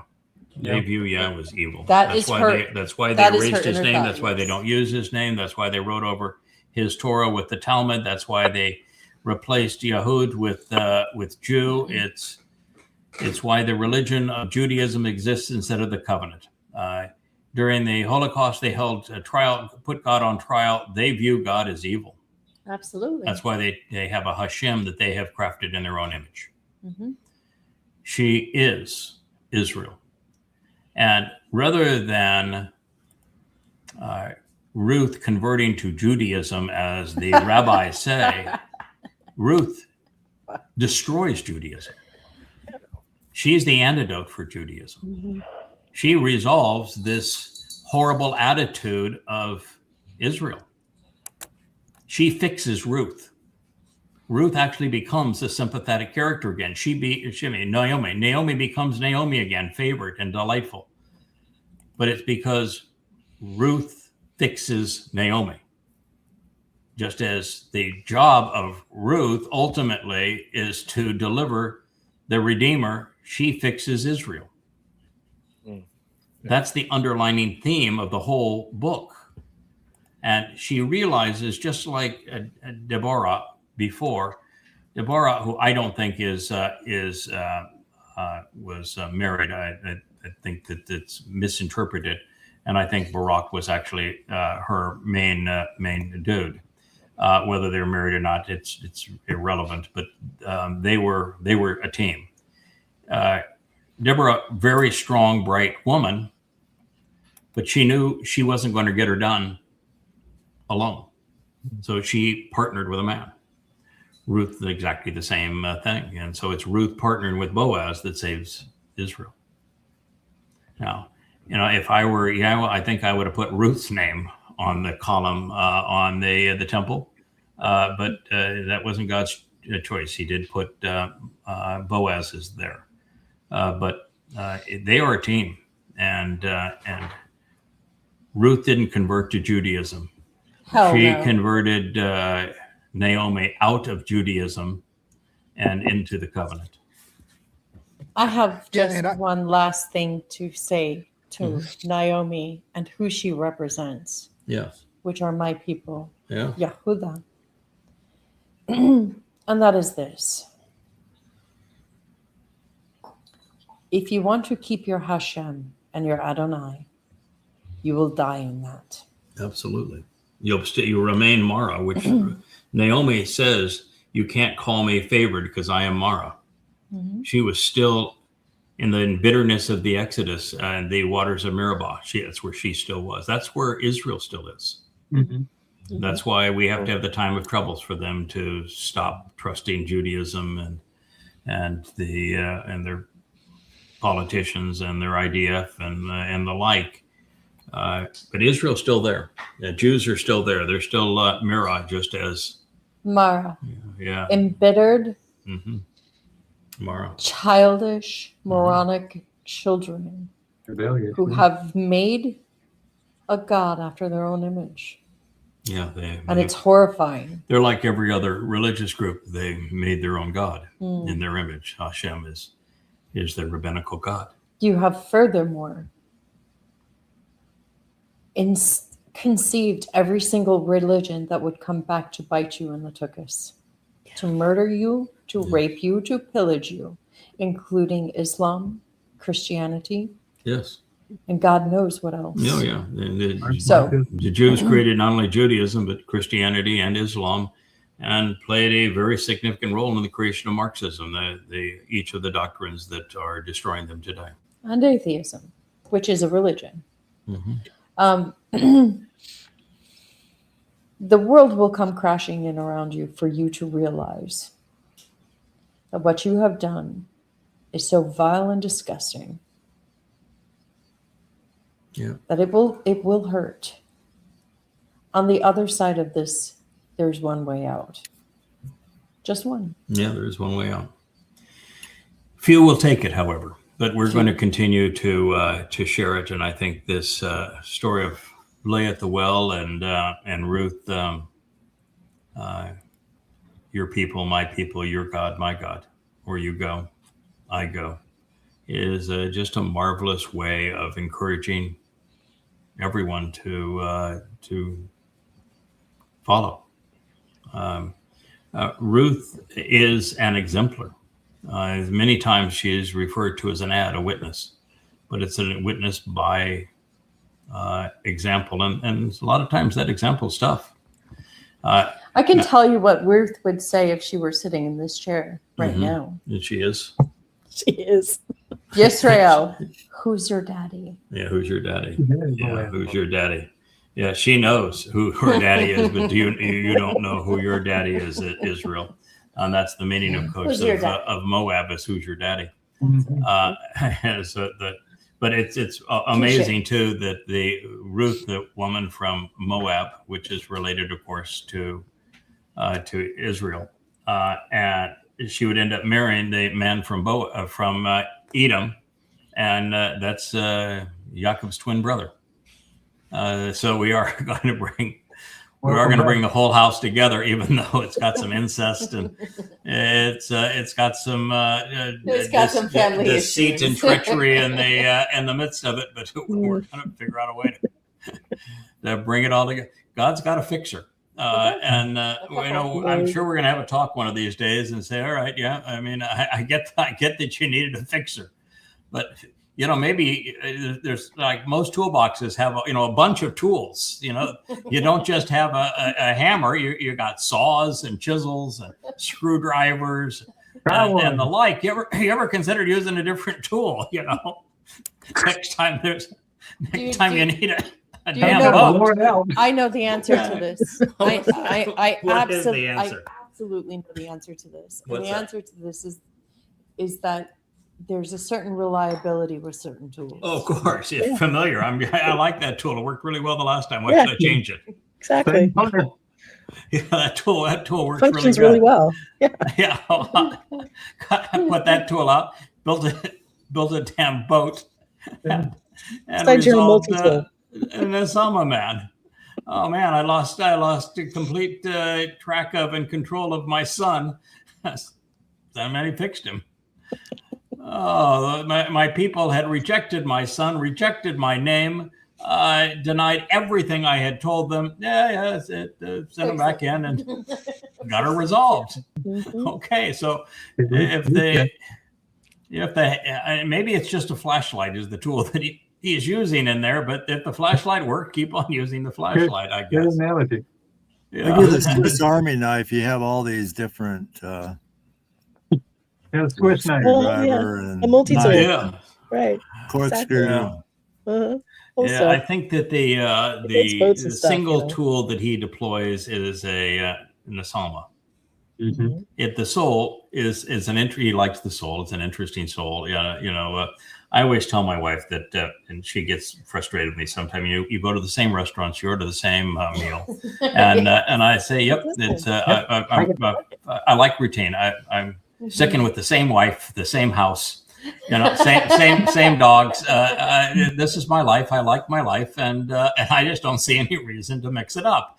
I'm just going to stick with the same wife and same house if it's all right with you. And I think that's kind of what God's whole deal is. Okay, I found a really comfortable soul. We seem to work really well together. But I think it's ultimately the Nesama. I think this Nesama functions. In a world where most Nesamas are broken or underused, this Nesama functions pretty darn well. And maybe that's the Swiss Army knife. Maybe that's the full cadre of tools in the toolbox is a functioning Nesama. And if you want to make it a power tool, so it's a power Nesama. So it's one of those tools. I ever bought one of those things where it's the multi-tool, one tool does all. It's so it's you add 7 spirits, and all of a sudden you have a full functional tool that does it all. Maybe that's the whole deal. Well, we'll have a good chat about it, but I think that's the deal. It's a why deploy another. This plan is working. Yeah, it's working. Why should I fix it? And I think that he's gotten so comfortable with the whole thing that he doesn't have to futz over it. It's not like I've got to check in every day and say, oh well, is that going, or did he fall off the wagon? And no, I don't think. I just think it's mostly. Now, I don't want to make too much light of it, but almost giggles. It's like, all right, I put that kala in there, which everyone has translated daughter-in-law, but it means to finish and to fulfill. And then when Boaz tells Ruth that Yahweh has told him that he is going to finish and fulfill with him, guess what verb he uses? God. Same one. Uses the exact same verb. After a while, you have to say, all right, that's that was the intent of it right from the beginning, because he goes right back to the same verb.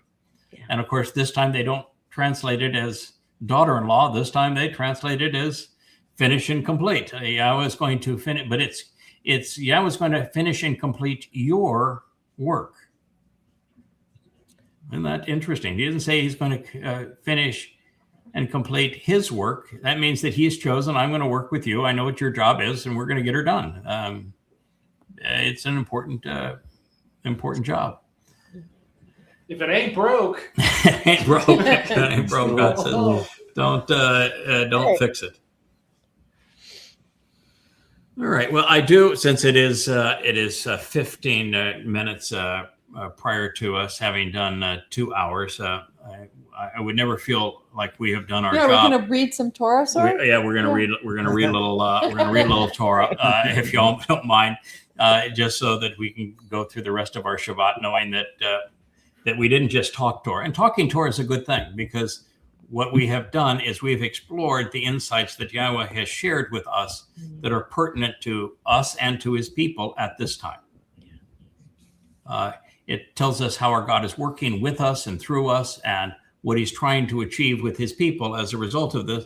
So it's a beautiful expression. And when you can express it not only in words like this, but also in lyrics, and it was once again, a beautiful score by Depot, the music graphics that he has, the theatrical presentation there was really magnificent. That young man has real talent. We are so fortunate to have him. We have another one of his coming up soon. Okay. Mm-hmm. Yes, it's something to do with a marriage, because it began with a veil, and you unveiled yourself. Yeah, I know. I do know that little bit, because I was brought into to the unveiling. As a result of this relationship, the sons of God, that would be the descendants of Adam, because Adam was the firstborn of Yahweh. So the sons of God, they became dastardly dudes. It doesn't say that here, but I'm going to go paraphrase it for you. Came upon and pursued the daughters of man. These would be, again, women that were born with a nesama, such that they were also in the line of Adam and Chawah through, we'd both have them through Cain and then through Seth. Came upon and pursued the daughters of the man, Adam, and they bore children to them. These were the individuals prone to aggressively asserting themselves over others while fighting, magnifying themselves as emboldened and confident warriors. Gabor is one of those terms. It's like most everything else in Hebrew, where it can be good or bad. When you're fighting for Yahweh and his people and defending Yahweh's people, displaying confidence and courage on behalf of Yahweh, then Gabor is a really good term. Dod is the ultimate Gabor. He is the Gabor El, the Gabor of Yahweh, the most capable and competent man of Yahweh. And oh, by the way, when Boaz, who is, second really only to Dod in terms of this, he's the fixer of Dod, if you will, he's introduced in the first sentence of the second chapter of Ruth as Gabor. So Gabor can be really, really good, and it's mostly really good. But if you're emboldened and you're fighting, but not with Yahweh, then it's a really bad thing. So they were considered influential and heroic but they were despots from the very beginning, the most renowned individuals. So this is Bereshith, Genesis 6:4. Nesama man had earned a Shem reputation for being chalal, demonstrable, dishonorable, and deadly, with Rahab as they grew in numbers, so the more prolific humans became, the worse humans became. Man became lakach, controlling, and Bashar, animalistic. The Nephilim, fallen, were particularly aggressive towards little girls. They were prone to be gadol, emboldened, asserting themselves while picking fights. And while gadol is an enduring trait when properly focused, God likes bold and courageous, both men and women, the rest was bad, and it continues to get worse. To mankind's disagreeable propensities, of course, then we must add ra'ah, depravity, and the misery that being wrong inflicts on others. Therefore, Yahweh saw ra'ah, viewed, perceived, and recognized that indeed the evil intent, the ra'ah, this written with the ain, the wickedness and the depravity, the propensity to be wrong, and the misery inflicted upon mankind in the land was excessive and great in magnitude. I mean, can you imagine the anguish of God? You create this universe, grand universe. You create this planet that's so conducive to life. You breathe your soul and this nesama, this great gift that, and all of the struggles we have now to create AI, and we can't get even AI to have the equivalent of a nephesh, consciousness. They want to make AI sapient, which would just mean that it would have a conscience, a consciousness, an ability to observe and respond.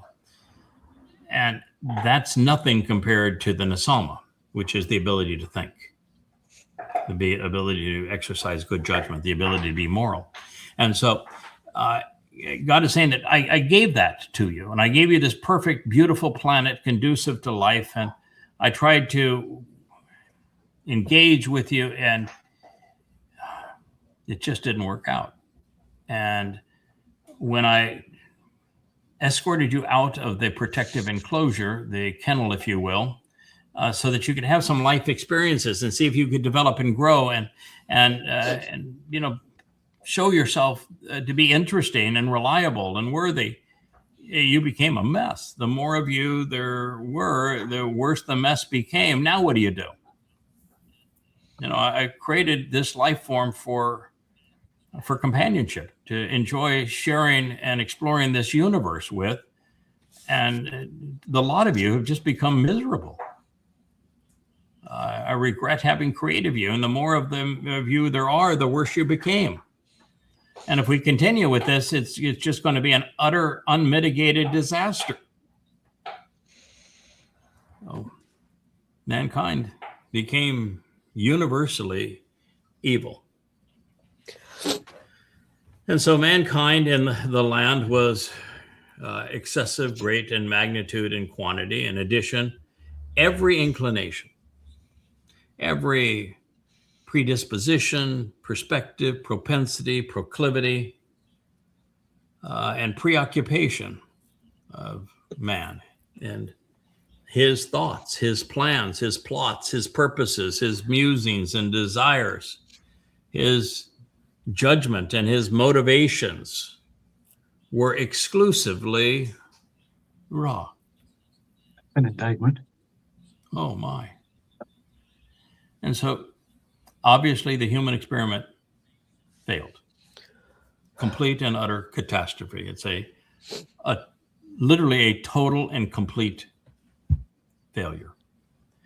Every single person, every solitary and single day, without exception, every person, every day, every thought, every inclination, every deed of man was raw, undesirable, without merit or value, evil, wicked, and immoral, repugnant, miserable, and troubling, harmful, and hindering. And keep in mind, it was Naomi who called Yahweh raw. Yeah. So, I mean, it's at that point, it should have been over. And I know this is going to sound overly bold and maybe way over my pay grade to make this statement, but I'm going to make it anyway. I've made it once before, and I'm going to dig myself probably in a hole to say it again. Yahweh and Chinook got along pretty well. And at this point, Chinook's up there with Yahweh. He took him, and they're together. And Chinook's looking down at this too. He actually has been part of it in the past. He tried to shelter Adam from it, and he sheltered Adam almost all of his life, and stayed there even past the end of Adam's life. And he's now up with Yahweh and Shamaim. And Yahweh is despondent. He is looking down at his creation and said, every aspect of this is just a mess. It didn't work. Man's every thought, every deed, every action is miserable, malignant, and evil. There's no fixing this. I actually think that Noach, who is Chinook, said, mind if I try? You know, I had the opportunity to get to know your firstborn, Dode. I see the potential in him. Let me try. Send me down with my wife again. Give us an opportunity to have another shot with Dode. He'll be Shem. We'll go it again. Give me some time. So the boat was your idea? I don't know if so much the boat, I think, but just the idea of let's try to fix this. Give us a try. Let's give it a chance. I think we can fix this. Listen, there are some things that just have to be. Does that have to be? No, but that's what I think happened. I was there after all. I do think that's what happened. But here I can tell you what is for certain. When Yahweh tells us that he spoke to Noach and didn't bother to tell us how Noach came to know him. And tells Noach, this is what we're going to build. This is the dimensions of it and how we're going to construct it. And Noach doesn't ever say, you want to do what? Who were you? I didn't say, okay. Yeah. Can you put the fleece and make the fleece wet and then make the can you dry, and or Abraham saying, I've got no clue what you're trying to offer me. I don't have a son. And Yahweh has to go show him the sign of the stars and the universe and say, this is what I'm offering you. Or Moshe, drop your staff, put your hand in your shirt, and oh, by the way, we're going to have these great plagues, these 10 plagues, these great signs, and oh, by the way, I'm going to bring you right back to this same place, and the mountain's going to be all ablaze again, and that's going to be a sign. I'm going to part the sea for you. I mean, sign after sign after sign after sign. There is no job that was ever. I mean, at this point, it was the single biggest ask ever. You're going to build a 450-foot ship in the middle of nowhere. And it's, by the way, it's you and your 3 boys. And oh, by the way, you got 40 years to get her done. And you don't even ask for a sign. Man, I might have asked for, I didn't, but like, can I have a forklift? Okay. Yeah. Maybe no sign, but can I have a forklift? and a crane. Yeah, crane. I want a crane. Yeah, that's and maybe a mill to mill the timber, and maybe a forge. I actually think they did ask for something, and it's just not in the story because it doesn't need to be there. I would have become really familiar with the Malak by that time. I said, "All right, I'll go there, but I want a team of Malak. We're gonna do this together. Let's not be stupid about it. You give me command of the Malak, and that's the way we'll get it done." By the reason I know. I would have taken Noach's job over Moshe's job any day of the week. Right. Any day of the week. Yeah. Right? Oh, yeah. I mean, How wonderful was that? Versus that? Yeah. I sort of took on both jobs. We'll talk about that on another day. I'm not saying that it was Moshe, but it was his dad, and Leah was his mom, and we have ample proof of that. And we went with him during the entire Exodus process. That life ended the same day as Moshe's. It's why the dates are the way they are. But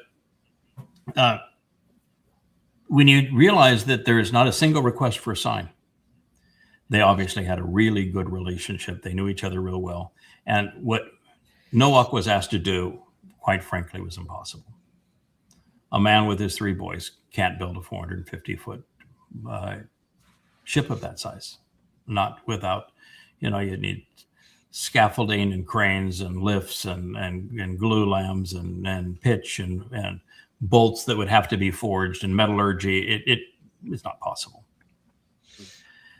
And so it's quite obvious that Noach, I think, volunteered for the job, came down to do the job, and had Malak under his influence to get that job done.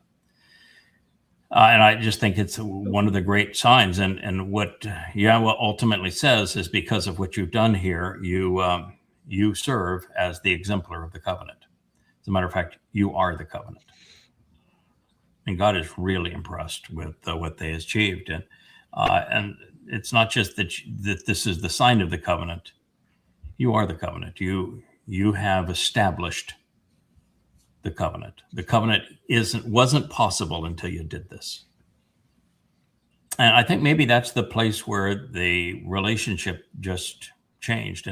And they really had a good relationship because it is Noach and Shem that accompanied Yahweh when you had the 3 individuals that met with Sarah and Abraham with the announcement of Yishak. They are Noach and Shem. And the 2 fellows serving as messengers and representatives of Yahweh that go to Sodom, that have to deal with a numbskull and Lot, and to get him out of town, and ultimately have the decision as to what to do to Sodom. Same two guys. And then 10 years later, they're the same two fellows that escort Abraham and Yishak to Mount Moriah. And the term that is used is, in both cases, is Nahar. And it's really a very, very interesting word. You'll do your fact checking on that, I'm sure, Mike. But guess what word is used the most in the presentation of Ruth and Moab on their first date? Nahar. Masculine and feminine, singular and plural. And so it's woven through that whole story. But the last year of Noach happens to be the year that the covenant is confirmed in year 2000, 1968 BCE. So I think that what Yahweh is saying is that because of that Teba, that ship of insights, the vessel of insights, that the Nesama man experiment was allowed to take root and to grow into the covenant. And that's why he was able to witness Abraham and Yishak and the affirmation of the covenant. And my take from that is that the trust between Noach and his wife and Yahweh became so extraordinary that when it came time to have the boy float down the Nile, which I think is the most interesting 6 minutes in the Torah, they were his father and mother. They raised him. And that was a Teba also. Yes, it was. It was a Teba. You know your stuff, man. I'm impressed. You absolutely was Teba. It was a vessel of insights, and it's a vessel of insights for the harvest. It is indeed, where they call it a basket there, and they call it an ark and it's ark because of the Latin, but it's a vessel of insights for the harvest, and it was a Teba that was put in the reeds. But the cast of characters around that, and there's an Amma in the midst of that, and the Amma is his mother, and it's the Amma who raises him, and they actually don't release him to Pharaoh's daughter until he's a full-grown man. And the next line after releasing him is when he stood in the way of the taskmasters to save the Hebrews from being beaten to death. They raised him to adulthood. And what they did is that God created this scenario with his fixers, so that this tool that he would use, it's not the first time that soul was, this is a really important soul. God doesn't risk everything with a soul, with a 3-month-old baby in that. So that's my guy. No, he was Yosef, which means I'll do this again. And he did in the same place in Mitzrayim. And so he came up with a scenario where Moshe was raised such that while he was kept in the Hebrew community, his life was funded. Everything about him was funded by Pharaoh's household. And he had the protection of Pharaoh's household while he was raised entirely with Hebrews by his mother and father. And so when you really pay attention to the words in the story, it's really, it's interesting. So I think that by the time we get to Boaz and Ruth, God is saying, this is my guy. This is my woman. This is I trust them. They have been the fixers. Well, if you can fix Nephilim and resolve the human experience so that we have a second chance, I think just God said, this works. And maybe it may be the only tool I'm pulling out of the toolbox, but daggone it, this tool works. And again, I don't want to go too far here and bring blow this out of perspective or anything, but I think that a quarter century ago, when we started this particular phase,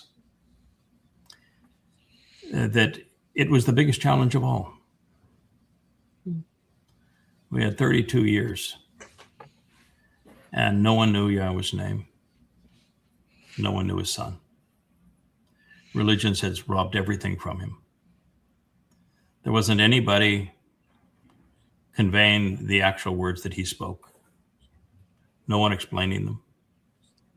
No one actually revealing what the Moedim represented. No one explaining what the conditions of the covenant were. No one explaining how they were related. No one coming up with the timelines. They even knew what was going to happen next. No one explaining that Dod fulfilled Pesach, Matzah, and Bakodim, that he is the Messiah, that he's the Son of God. None of this. And all of this is essential, or God can't return. It's all essential.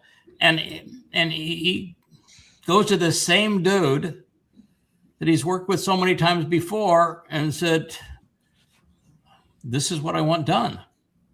And this same idiot doesn't even bother for a sign that time. He didn't say, well, are you sure?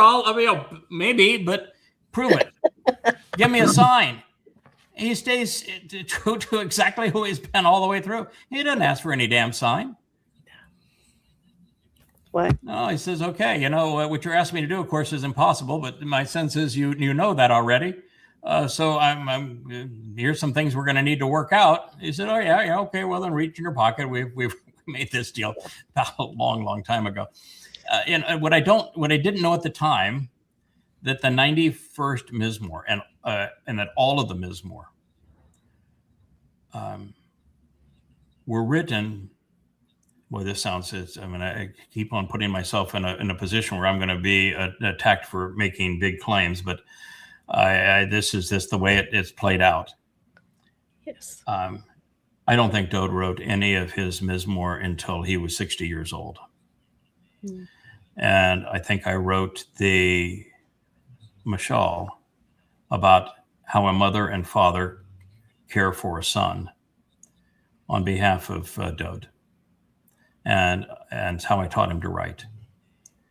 And I think he wrote that 91st Mizmor with me there.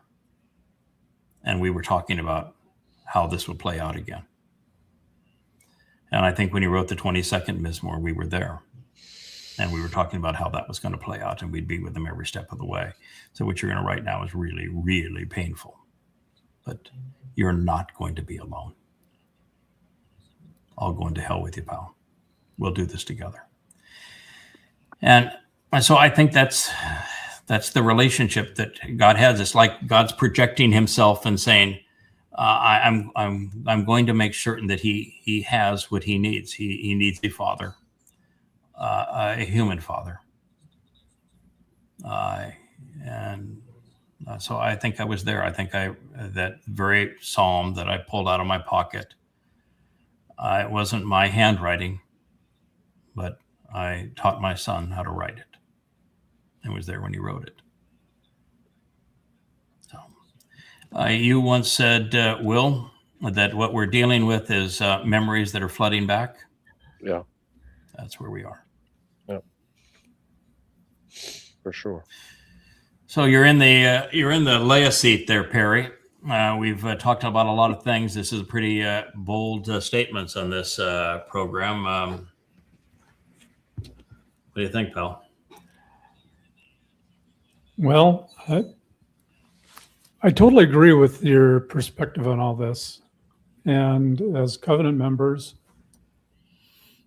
we are the family that you've developed with what you've brought out. Yeah, I think we are. It's one of the things that is really interesting is that Dod is the firstborn, gets the largest inheritance. According to Yahowah, I inherit something that is really remarkable. It's the covenant family. The covenant family is literally my inheritance, our inheritance. And the thing that I like best about it is that the moment the official inheritance takes place for this covenant family, I give them to Dode. I present the entire covenant family and say, Dode, they're yours. This is your children. You earn them by fulfilling Pesach, Matzah, and Bakodim. And I just think that's the coolest thing ever. So it's really a tender story when you realize that Yahowah decided to show that the human experiment really was possible, and that it could be done, and that we had the wherewithal to do it. And that's why I think that the story of Ruth and Boaz is in the middle of it, because that is Yahowah's love story. That's the essence of what he's trying to achieve in this covenant. Talk about a love story. Look at Wookie and Perry.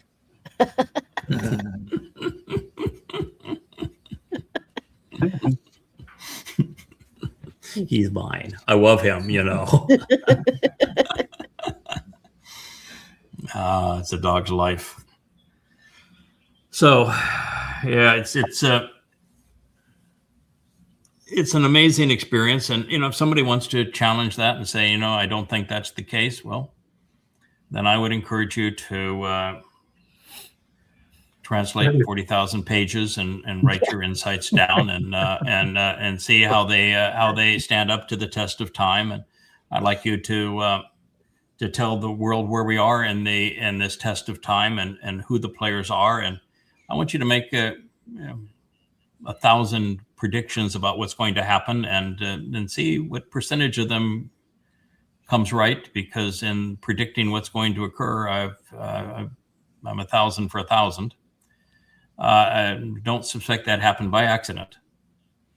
And nobody in the history of the world has written as much about God as I have.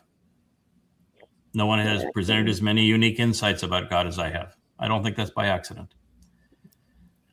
And we talked about altruism earlier. It's been a quarter century of half days, 12 hours a day, 7 days a week to get to this point. And the satisfaction is the personal joy of doing it. It's a fun project, but to know that you're trusted by God to do something extraordinary and appreciated for doing it. And then you get to see what he's trying to achieve. What God wants most of all is to have children and raise them. And so he's giving me first shot at it. So I get the joy of having children and raising them. And so my children may be a little gray, a little old, and a little wrinkled here and there, but that's the way we like them. That's the way we like them. We're celebrating the imperfections and the uniqueness. That's exactly the way we like them. And by the way, there's some that are quite young, and one of the most interesting young men, exceedingly bright. Yes. I have 1 billion more hairs than he does. John, he's as bald as a cue ball. So you can still be young. Oh, he's bright though. Oh boy, is he bright! I'm just starting my third childhood. You are okay. That's great. Yeah, when you look, Perry came here. Perry is a mathematician, resolutely logical, comes out of the IBM background, and to come here to a place that is singular in its focus, it's a big issue. Or you look at Rich is saying, I'm going to give it all up. I'm just felt that I'm being called to come here, so I'm going to come here and I'm going to run the technology. You need somebody to do it, and obviously you guys aren't very good at it. So you did a good job. You did. Well, I think we actually did okay for numbskulls with what you had to work with. I mean, I just threw a lot of energy and money at it, and we did okay. We're to hold up another level as to where we are now, and it's getting better all the time. And I particularly just love it when we do that outdoor studio and have so many cameras going and so many beautiful angles and views and vistas. Just nothing like it. And then the quality of the message, it's pretty marvelous. But it's been quite a journey, hasn't it, Rich? Oh yeah, it's been a lot of fun watching the lights go on. I can see the twinkle in your eye when you've just translated something. Mm-hmm. Oh, it's exciting. And it's like, this is really cool. Oh yeah, when I find a mic, you're funny. Hey, the word for mother-in-law is kala. I said, you know what it actually means? Yes, yes, I do. Yes, I do. And you know when it's used again, so that you can really be sure that it wasn't a coincidence, is when Boaz makes a comment about Ruth that is extraordinary, made by no other person in all of human history. Where he says, Yahweh is going to fulfill your life's work and going to complete it. And it's the same word. At that point, you know it was not a coincidence. Yeah. And you are still proving this whole hypothesis already. Oh, yeah, of course. Or that the first word that is translated kinsman redeemer isn't kinsman redeemer at all. It means you to consider the things pursuant to Yada. And it's introducing Boaz. So, it's that's really clever. And I think that the person that he chose to wrote this, and I think that he likes our writing style, likes our sense of humor and everything else, likes the way we put clues into the words. I think we wrote it together. Yeah. And this is just really. Yes. Hi, Jake. Hi, Jake. Oh, hi. Hi. How are you? I'm good. Good. Boy, what do you think about your dad's shows? Oh, I think they're great. Yeah, me too.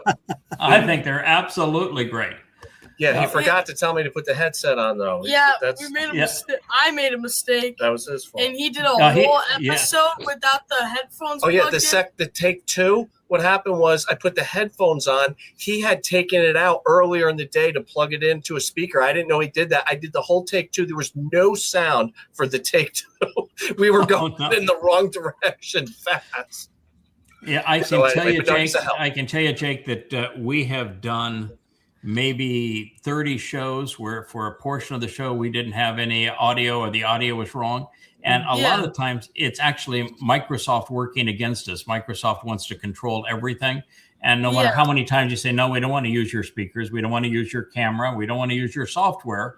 We're just using a PC. And unfortunately, we haven't taken the time to remove Microsoft and replace it with Linux, but which is just shut down. We're trying to disuse you and it will reemerge itself and take control. And even with StreamYard, it's you have to start with a certain camera that has the mic associated with it, even though the cameras don't have any mics. And if you start with the wrong camera, you're going. Yeah, that was us. There's just no sound whatsoever. Yes, I was going to say, Yada. Can we just go back to what you had said about Dode writing the Psalms much later in life? Yes. I was preparing for an episode today, a sale earlier in the day, Psalm 119, and it's about, it's all about not just Yahweh's testimony, but the celebration of it through observing. And there's all kinds of promises associated with observing. And one of them is to, protect us from stumbling and falling and erring. And so, given all Dode's foibles, and also the fact that he said he constantly observed, I couldn't resolve, well, if you were constantly observing, how did we end up with the Uriah Bathsheba affair? How did we end up with you getting, water from a well and dumping it out and men lost their lives? I mean, you weren't observing the Torah then. So that would make a lot of sense that not only did he start writing Psalms later in life, he started observing the Torah constantly then. Correct. That makes that. Yeah, I think that Dode was self-absorbed and made one tragic mistake after another, and they were gross mistakes. And you cannot be inspired to write on behalf of Yahweh if Yahweh and you are not communicating. Yeah. And Yahweh was communicating to him through surrogates, through the likes of Nathan. And so he could not have been inspired by Yahweh to write Mizmor when they were estranged. And they were estranged for a very long time. Yeah, that makes a lot of sense. Yeah, and I don't even think that it's possible when you're running away from trouble, if Yahweh has done something that's really extraordinary in your life and you're running from trouble, you're not there yet. You're just not prepared to speak for him yet. You need more life experiences. And being in trouble and having to overcome them, having Leah having in that life as Leah, having so many aches and pains, and as Ruth, losing a husband and rejecting your mother and father and leaving your community. That's a lot of pain, but it is that pain. It's that frustration. It's the suffering. It's the loss. It's the challenge that you overcome that builds the character that you need to prevail to see the job through. So I think that the failure in life prepared Dode to write the story of his life. Mm-hmm. Yeah. And that would mean that every time that Dode speaks of some adversarial thing, he is not speaking of an adversarial thing as in somebody was bothering him during an episode of his life. I think every adversary that he's speaking of is him following through and doing what Yahweh wanted, fulfilling Pesach, Matzah, and Bekurim, and then having the numbskulls amongst his own people deprive him and them of the benefits of those sacrifices. Mm-hmm. So I think he is lashing out at future religious foes, not at former foes. Mm. But yeah, I think that that the high likelihood is that when Ruth and Boaz, now who were the great grandparents of Dode, and had gone to Shamaim and had a little vacation with Yah, and they saw what had happened with their grandson, that once again, whether it was Yahweh saying, "Oh, we got to fix this," or them saying, "All right, before this gets any worse, you guys aren't talking. Let us go in and fix this." But that time we went in as full adults. We went in with full knowledge of exactly who Yahweh is and who we were and who Dode was. We went in with full knowledge, and she works on Dode with the last word picture, and I arrive with the 89th Mizmor, which is, you want a tool in the toolbox, there's your hammer. Sure. In fact, that may be the whole damn toolbox. And we get her turned around, and then I think we spent at least 10 years with him. I think we spent all of that last 10 years with him. And I think the first thing we did in just a matter of months is I wrote all of the Mashal. And Mashal, if you look at the pace that I write, that would have taken a couple of weeks. Now we've had a lot of distractions. We're still bringing Dode back, but we wrote the Mashal, and the Mashal are all about a mother and a father and their love for their son and how they're going to care for their son and raise their son and teach their son and the values of knowing Yahweh and acting within the Torah. And we write that, we teach him how to write. And we take over the responsibility as great-great-grandparents for raising his son, Solomon. And then he has nothing but time. And if you notice, there is nothing that happens in Dode's life. Nothing. You know, when you read and you read the closing chapters of Shamuel regarding Dode, they are retrospectives of summary actions of things that have taken place long ago. They're addendums that explain things that were not shared in his story that are still needed for us to put the pieces together, like that, the whole story of the glass of water from Bethlehem. It didn't happen then. It happened very early, before Dode even moved his capital to Jerusalem, and when Bethlehem was occupied by the Philistines. So the Samuel account in the last 2 or 3 chapters is no longer chronological. And so it's just something you need to process and be aware of as you're doing your analysis of Dode's life. And what you find is that those last 10 years, Dode had a full decade to write the Mizmor. Yeah. And I think that's when he got them all done. I do not know now what order he wrote them in, but there are some profound ones. The 19th, the 91st, the 119th, the 22nd, the 23rd. I think the first is I think that the first 10 are all just absolutely magnificent. The 88th, he did not, however, write the 89th. Well, the show Selah has endless material to get it through. Does. There you go. Yeah, Jake, what you need to do is talk your dad into letting you contribute to one of the shows and be a guest on his show. I think that would be great. That would be cool. Yeah, we have to do that. Yeah. Yeah, I think you need to do that. I think a father and son show would be absolutely magnificent, and you guys are the perfect father and son to do that. Well, thank you. Kevin can help us out with that. Yeah, I can tell you that everybody in the Covenant family loves you, Jake. We think the world of you, and we love your dad. Thank you so much. Really appreciate it. Yeah, you're a great guy. All right, we're going to say good night. You want to end with one of those two songs? Maybe we do Lay at the Well yet again, or is there another song that you would like to play in the great reservoir of songs as we say good night? I think it's Lay at the Well night, so we'll end with Lay at the Well. Lay at the Well night. All right. Hey, I didn't have a chance to ask Captain Kirk, but how you feeling, pal? Oh, I'm all right. Okay. Yeah, I asked Sylvie the other day. She says that she has recovered fairly nicely from the migraines. Doesn't have nearly as many of them anymore. Yeah. We suffer mostly from living here in Carmel. From what? We're living in Carmel. It's miserable.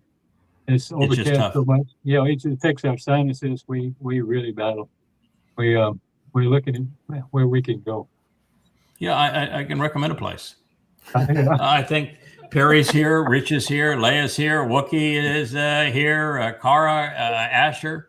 It's really lovely here. To stay with her Yehudim sons close by. I know. But it's really a lovely place. I know. It's not a great. Yeah, it's not a great place to be sick. We don't have a hospital worth a darn. We have crappy roads and terrible internet and a power company that doesn't know how to perform, and a government that's completely greedy. But you live out on the east side of this island. It's like living in paradise, and there are no distractions. You are not worried about what you're going to do other than what you're doing. So if you want a place where you can just focus on doing, this is a pretty good spot. Yeah, I know. Yeah, appreciate it. Yeah. So how's life, Maura? Good. Busy. We both work a lot, and anyway, life is great. Different businesses or same business? I'm in commercial construction. I work for a company, and he does remodels and things on the side, kind of his own thing. Okay. So he's a remodel contractor? A remodel contractor? Mm-hmm. Or does he buy them and remodel them and then sell them, or remodels as a remodel contractor for others? Just people he knows. It's all word of mouth, kitchens, bathrooms. He's done an addition. But yeah, he just decided to work for himself when he got laid off from his old management job. Okay. My favorite is remodels because they're the hardest, by far the hardest. People think that remodeling is easier than new construction, but it's many, many times more difficult. You're always problem solving. Yeah, nothing straight. Yeah, I always tell that anybody that we're gonna start a remodel now. If you have a level and your truck, throw it away. We're dealing with existing lines. We're not dealing with level.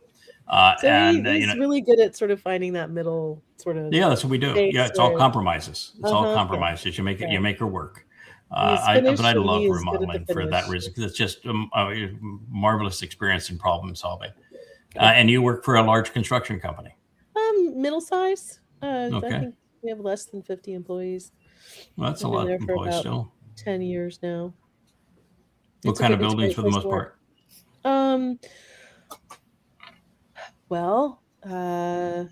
We do biotech. We do just a regular everyday TI. We do doctor's offices, not hospitals though. Okay. We got a professional buildings, technology and medical.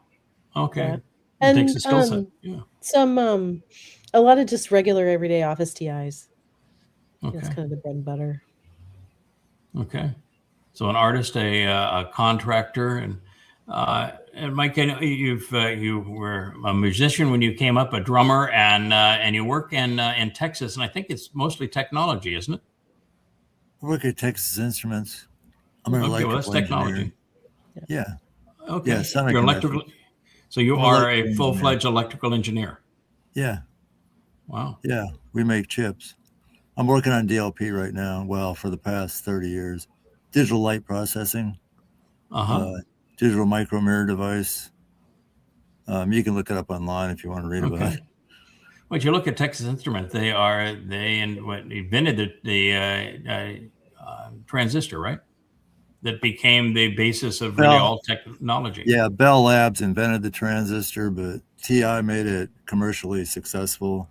With the Bell Labs one, the original one in 1947 was made out of germanium. TI perfected the silicon transistor, which is a lot easier to make. So first transistor been silicone ever since. Yeah, TI also invented the integrated circuit. Jack Kilby invented the integrated circuit back in like 1957, I think it was. Yeah. Yeah. Back in the day, you were the doom of me in college because I was a whiz with the slide rule and loved the whole process of thinking things through with the slide rule. And Texas Instruments developed that TI calculator, and all of a sudden, all the business school probability and finance and financial projections and everything was done on the calculator, and I was slow on the uptake because I just loved the analog nature of the slide rule and the thought process that went into it. And just pushing buttons seemed so like I was removing my brain from the process, and I struggled with that. So I've always had a frustration with Texas Instrument, but that was such an interesting thing. They actually made the old thing. It was a triangular shape and the wood grain texture to it. The old Texas Instrument calculator was quite the thing. I have a slide rule, but I never learned how to use it. My cousin Walt, that's 4 years older than me, he was an engineer at Caterpillar Tractor in Peoria, Illinois. Mm-hmm. He used a slide rule because he was 4 years older than me. But by the time I was like high school, college, I mean, I had a TI 30 in high school, so I never did learn how to. The calculators finally came down in price, and I had a TI 30 in high school. I'm actually so grateful that I was raised and went through college at a time where slide rules were still in effect, because it is it integrates your own brain into the process where you're using the logs to form relationships between things you're trying to make connection to and understand.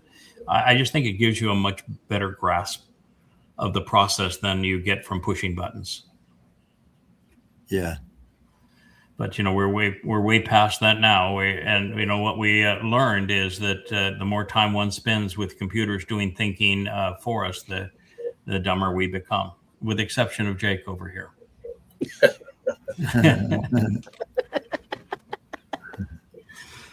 All right. Well, we're going to play on our way out. Will, thank you for bringing Jake into the show. I look forward to your third show. Remember the ears. Make sure everything is plugged in.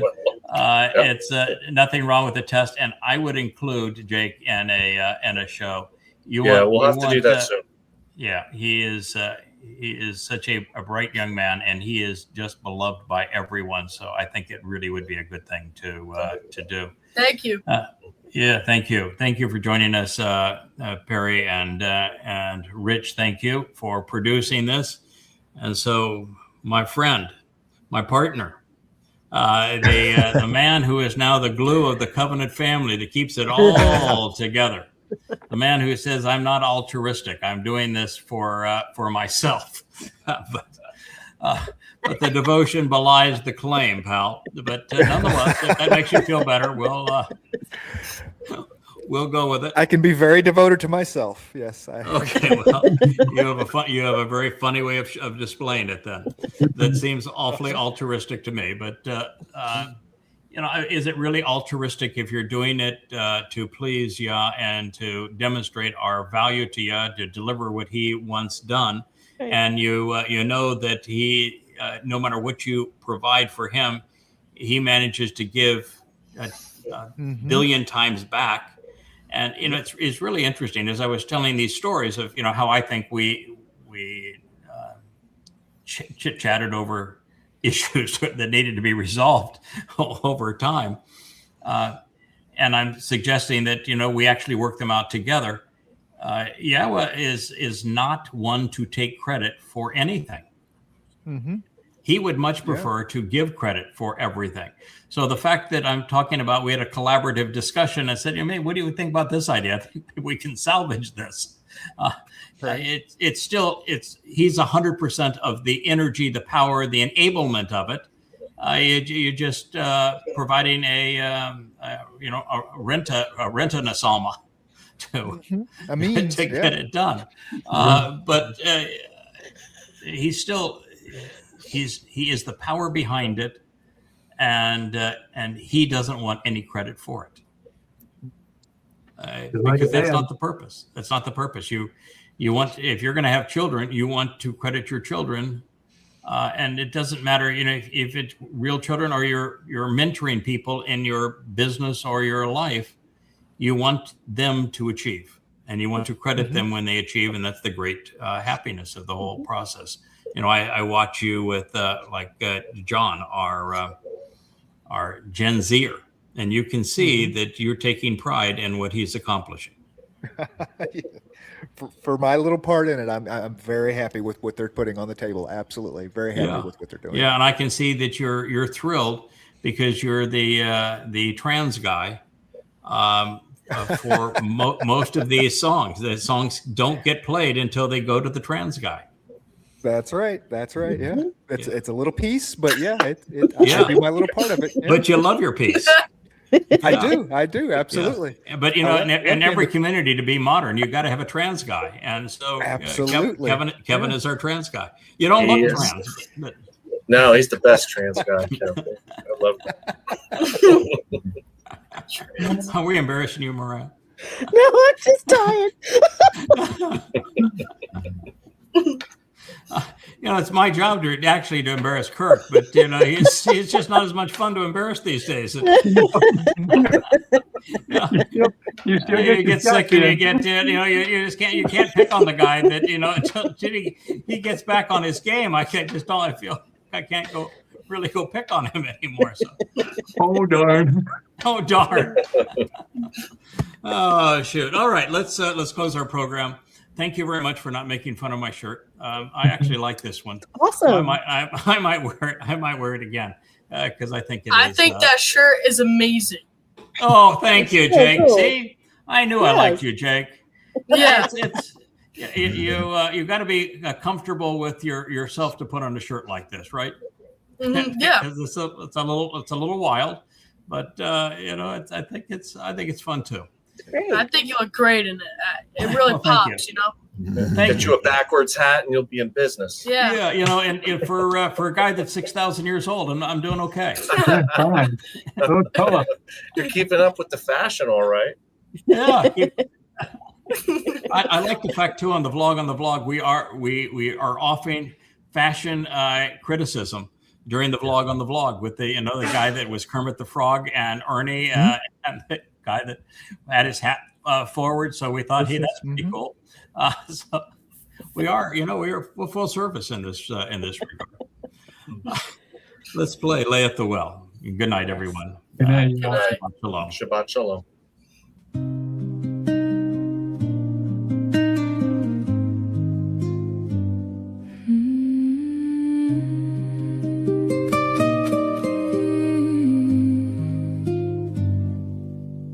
Stood where absence had left its mark, hands empty, yet my heart still reaching. Woman unloved by her husband. And Yahowah met me not with noise, but with the quiet strength that gathers the scattered. He did not ask me to pretend I was whole. He taught me that being seen is not the same as being forgotten.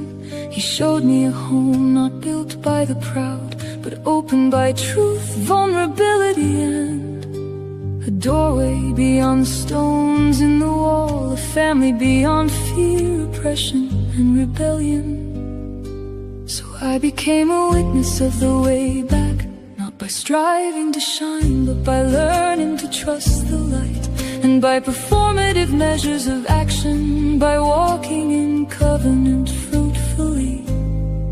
And when the long road felt barren, I remember this: the shepherd is never late, and Yahowah's right hand is never closed, and Leah, though never seen in first light, already lingered in the edges of strife, the much quieter sister of a crowded hope, the one whose name became a snare, for some are chosen by the eye of day, and some are loved in shadows none can track, yet even hidden hearts are known above, and no true tenderness is ever lack. The well still waits in every open field, where thirst and longing meet beneath the sun, and each soul carries some sealed waiting place, until love comes and says, the day is done. So let the shepherd come with patient hands, and let the traveler keep his set-apart flame. For all our roads, if they are walked with truth, will lead at last to one good name. Yahowah. One good name, Yahowah.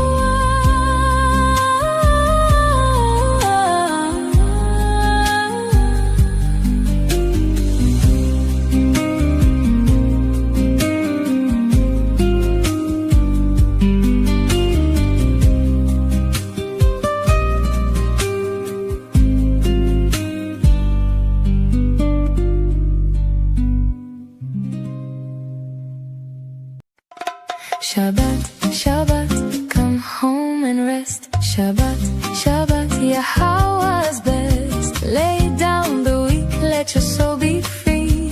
Shabbat, Shabbat, come back to me. 6 days we work, then we bask. We leave the noise to hear Yah's voice. We listen, we learn, we struggle to know.